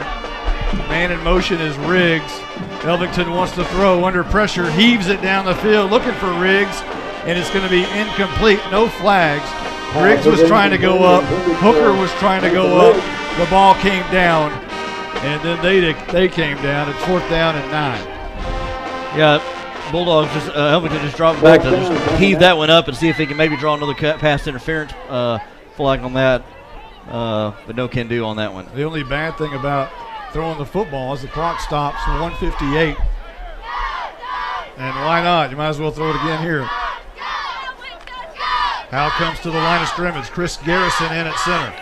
Elvington under center. And Elvington on the reverse to Krantz from the right side to the left. And Krantz is going to lose yardage again. 2 yards back to the 47-yard line. And Pottsboro will be able to take it over on downs here and either decide to kill the clock and go home, or they'll try to punch it in the end zone one more time. And the way Matt Poe was acting earlier, nothing would surprise me at this point. Yeah, the way he was upset earlier. Yeah, there's no telling what will go on right now. Of course, Range tried to throw the ball on us last week. They're late in the game. That did happen. So right now there's 1:52 left in the game. And Pottsboro's got the ball at their own 46-yard line. And Will Cates has been ejected. We have new receivers into the game. The only reason we know is because their jerseys are pearly white. Low snap, and downing it is going to be, I believe that's the quarterback, Zach Talley. Again, it's very hard to see the numbers because everybody's dirty at this point. We were saying off air, it's kind of a good thing that next week the game is away to give a chance for this field to recover. You know, if I'm one of those players over there with solid white jerseys, I think I might go roll around in the mud a little bit. Just to show you played? Yeah, you know, you don't want to go to Dairy Queen with a bright white jersey, do you? Definitely be able to know who's been playing, who hadn't been. 1:17. Again, the two receivers in all white will come near side. But you would think they would down it here as they did a moment ago. Play clock at 3, they'll snap it at 2, and they'll down it with exactly a minute on the clock, and it's rolling. Well, at this point, you know, you go to 0-3 in district. You got Lone Oak next week. Lone Oak, Commerce, and Van Alstyne. And Lone Oak, you're playing over their place. And Howe has not traveled well, and that's something they're going to have to address. That was one thing Coach Jay has been concerned about, was the way Howe's been traveling, correct? That is correct. So Pottsboro going to snap it again. 26 ticks on the clock, and they'll snap it, and this ball game is history. Howe, your Bulldogs, fall to 3-4 on the year, 0-3 in district play. And it was a muddy bloody, and it was a hard-fought contest by the Bulldogs. Defensively, an outstanding performance. I think if you're Mike Zagleski, and I think if you're Eric Johns, I think you got to be pretty happy with the way the Bulldogs defense came out tonight. Yeah, defense came out and did their job, and they've struggled the last couple of games. Made Raines look like an all-district team that played their best game last week. Raines did, but tonight this Pottsboro team that comes in with a well-balanced attack, and they were able to slow them down. It was just the offense that had a hard time moving the ball.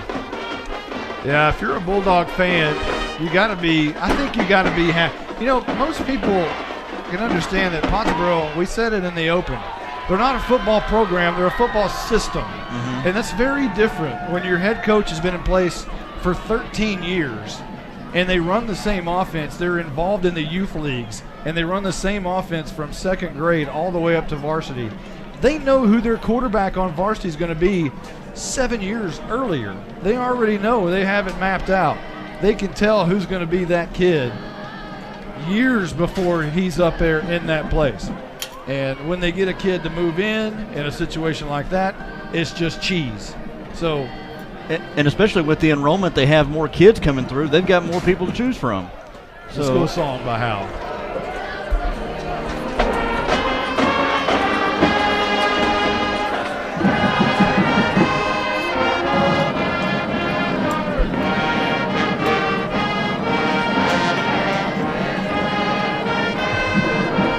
Battle of the Bands.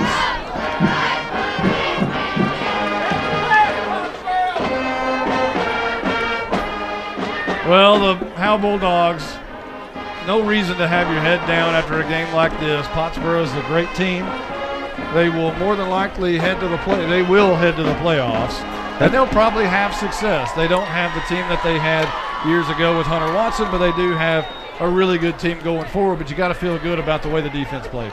Yeah, defense played their hearts out. In this game, if you didn't know anything about this game, you'd be like, man, Bulldogs got blown out, but it's closer than the score indicated, it feels like. We'll recap the game real quick for you. Howe got the ball first and had the punt. Pottsboro got it for their first time. They drove 8 plays, 68 yards, capped it off with a 10-yard touchdown run by quarterback Colbuth around the right edge. And they scored with 2 minutes and 57 seconds gone in that drive. Howe took the ball and had the punt. Pottsboro took the ball and drove down 7 plays, 86 yards, and scored on a Daniel Arnold 34-yard touchdown run. And Pottsboro took the lead 14-0 at that point with 2:38 left to go in quarter number 1. Howe got the ball back again, had the punt one more time. Pottsboro got it back, and they turned it over on downs. Howe played a great early on in the defense. Howe got the ball again, had the punt. Pottsboro got the ball again, and they were intercepted by Jordan Jones. Howe got the ball, and Elvington threw an interception to Shai Shope, whose father came over from Whitewright when they transferred when Mr. Shope was coaching the softball program at Whitewright. They transferred over to Pottsboro years ago. Great athletes in the Shope family. Cy obviously one of those as well. So at that point, Pottsboro took the ball, and Will Cates, their great running back, fumbled, which gave Howe some pretty good field position, but had the punt. Pottsboro took the ball and were intercepted by J.D. Thornton, which gave Howe another great opportunity, but again, Howe had the punt. Pottsboro was stopped at their own 36, forced to punt, but Howe, once again, had the punt. Pottsboro, with one last heave in the last part of the first half, threw an incomplete pass. We went to half 14-0, and Howe had to feel pretty good about themselves in the locker room at that point. Pottsboro came out of the gates in the second half with the football, and Howe again played a great first drive, turned the ball over on downs near midfield, but once again, Howe had the punt. Pottsboro took the ball at their own 36-yard line, punted it back to Howe, and then Howe drove 10 plays, the best drive that they had of the evening, about a 50-yard drive, but it was stopped on a turnover on downs. Joseph Brennan just short on a 4th-and-1 conversion, and Pottsboro took the ball, and they drove 11 plays, 67 yards, punched it in the end zone on a 14-yard touchdown run by Cy Shope, and they extended their lead 21-0 rather, with 8:03 on the clock. Howe took the ball again, had the punt. Pottsboro took the ball and ran an 11-yard touchdown run by Talley on a 4-play, 31-yard drive to give us our 27-0 final score of the evening. Howe once again had a turnover on downs, but that, my Bulldog friends, is the evening as Pottsboro pulls out of here with 4 straight wins over Howe here at Bulldog Stadium. And Mr. Poe has still only lost 1 game to Howe. They've won 10 out of 11 against Howe since he's been the head coach of the Pottsboro Cardinals. There's something about October 12th here. The Bulldogs have problems scoring points on those days. Well, there are a lot of shutouts. 1, 2, 3, 4, 5 shutouts on October the 12th.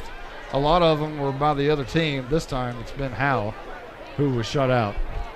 Final words, final thoughts. Again, this defense, you scored 7 points last week. You scored 0 points, no points this week.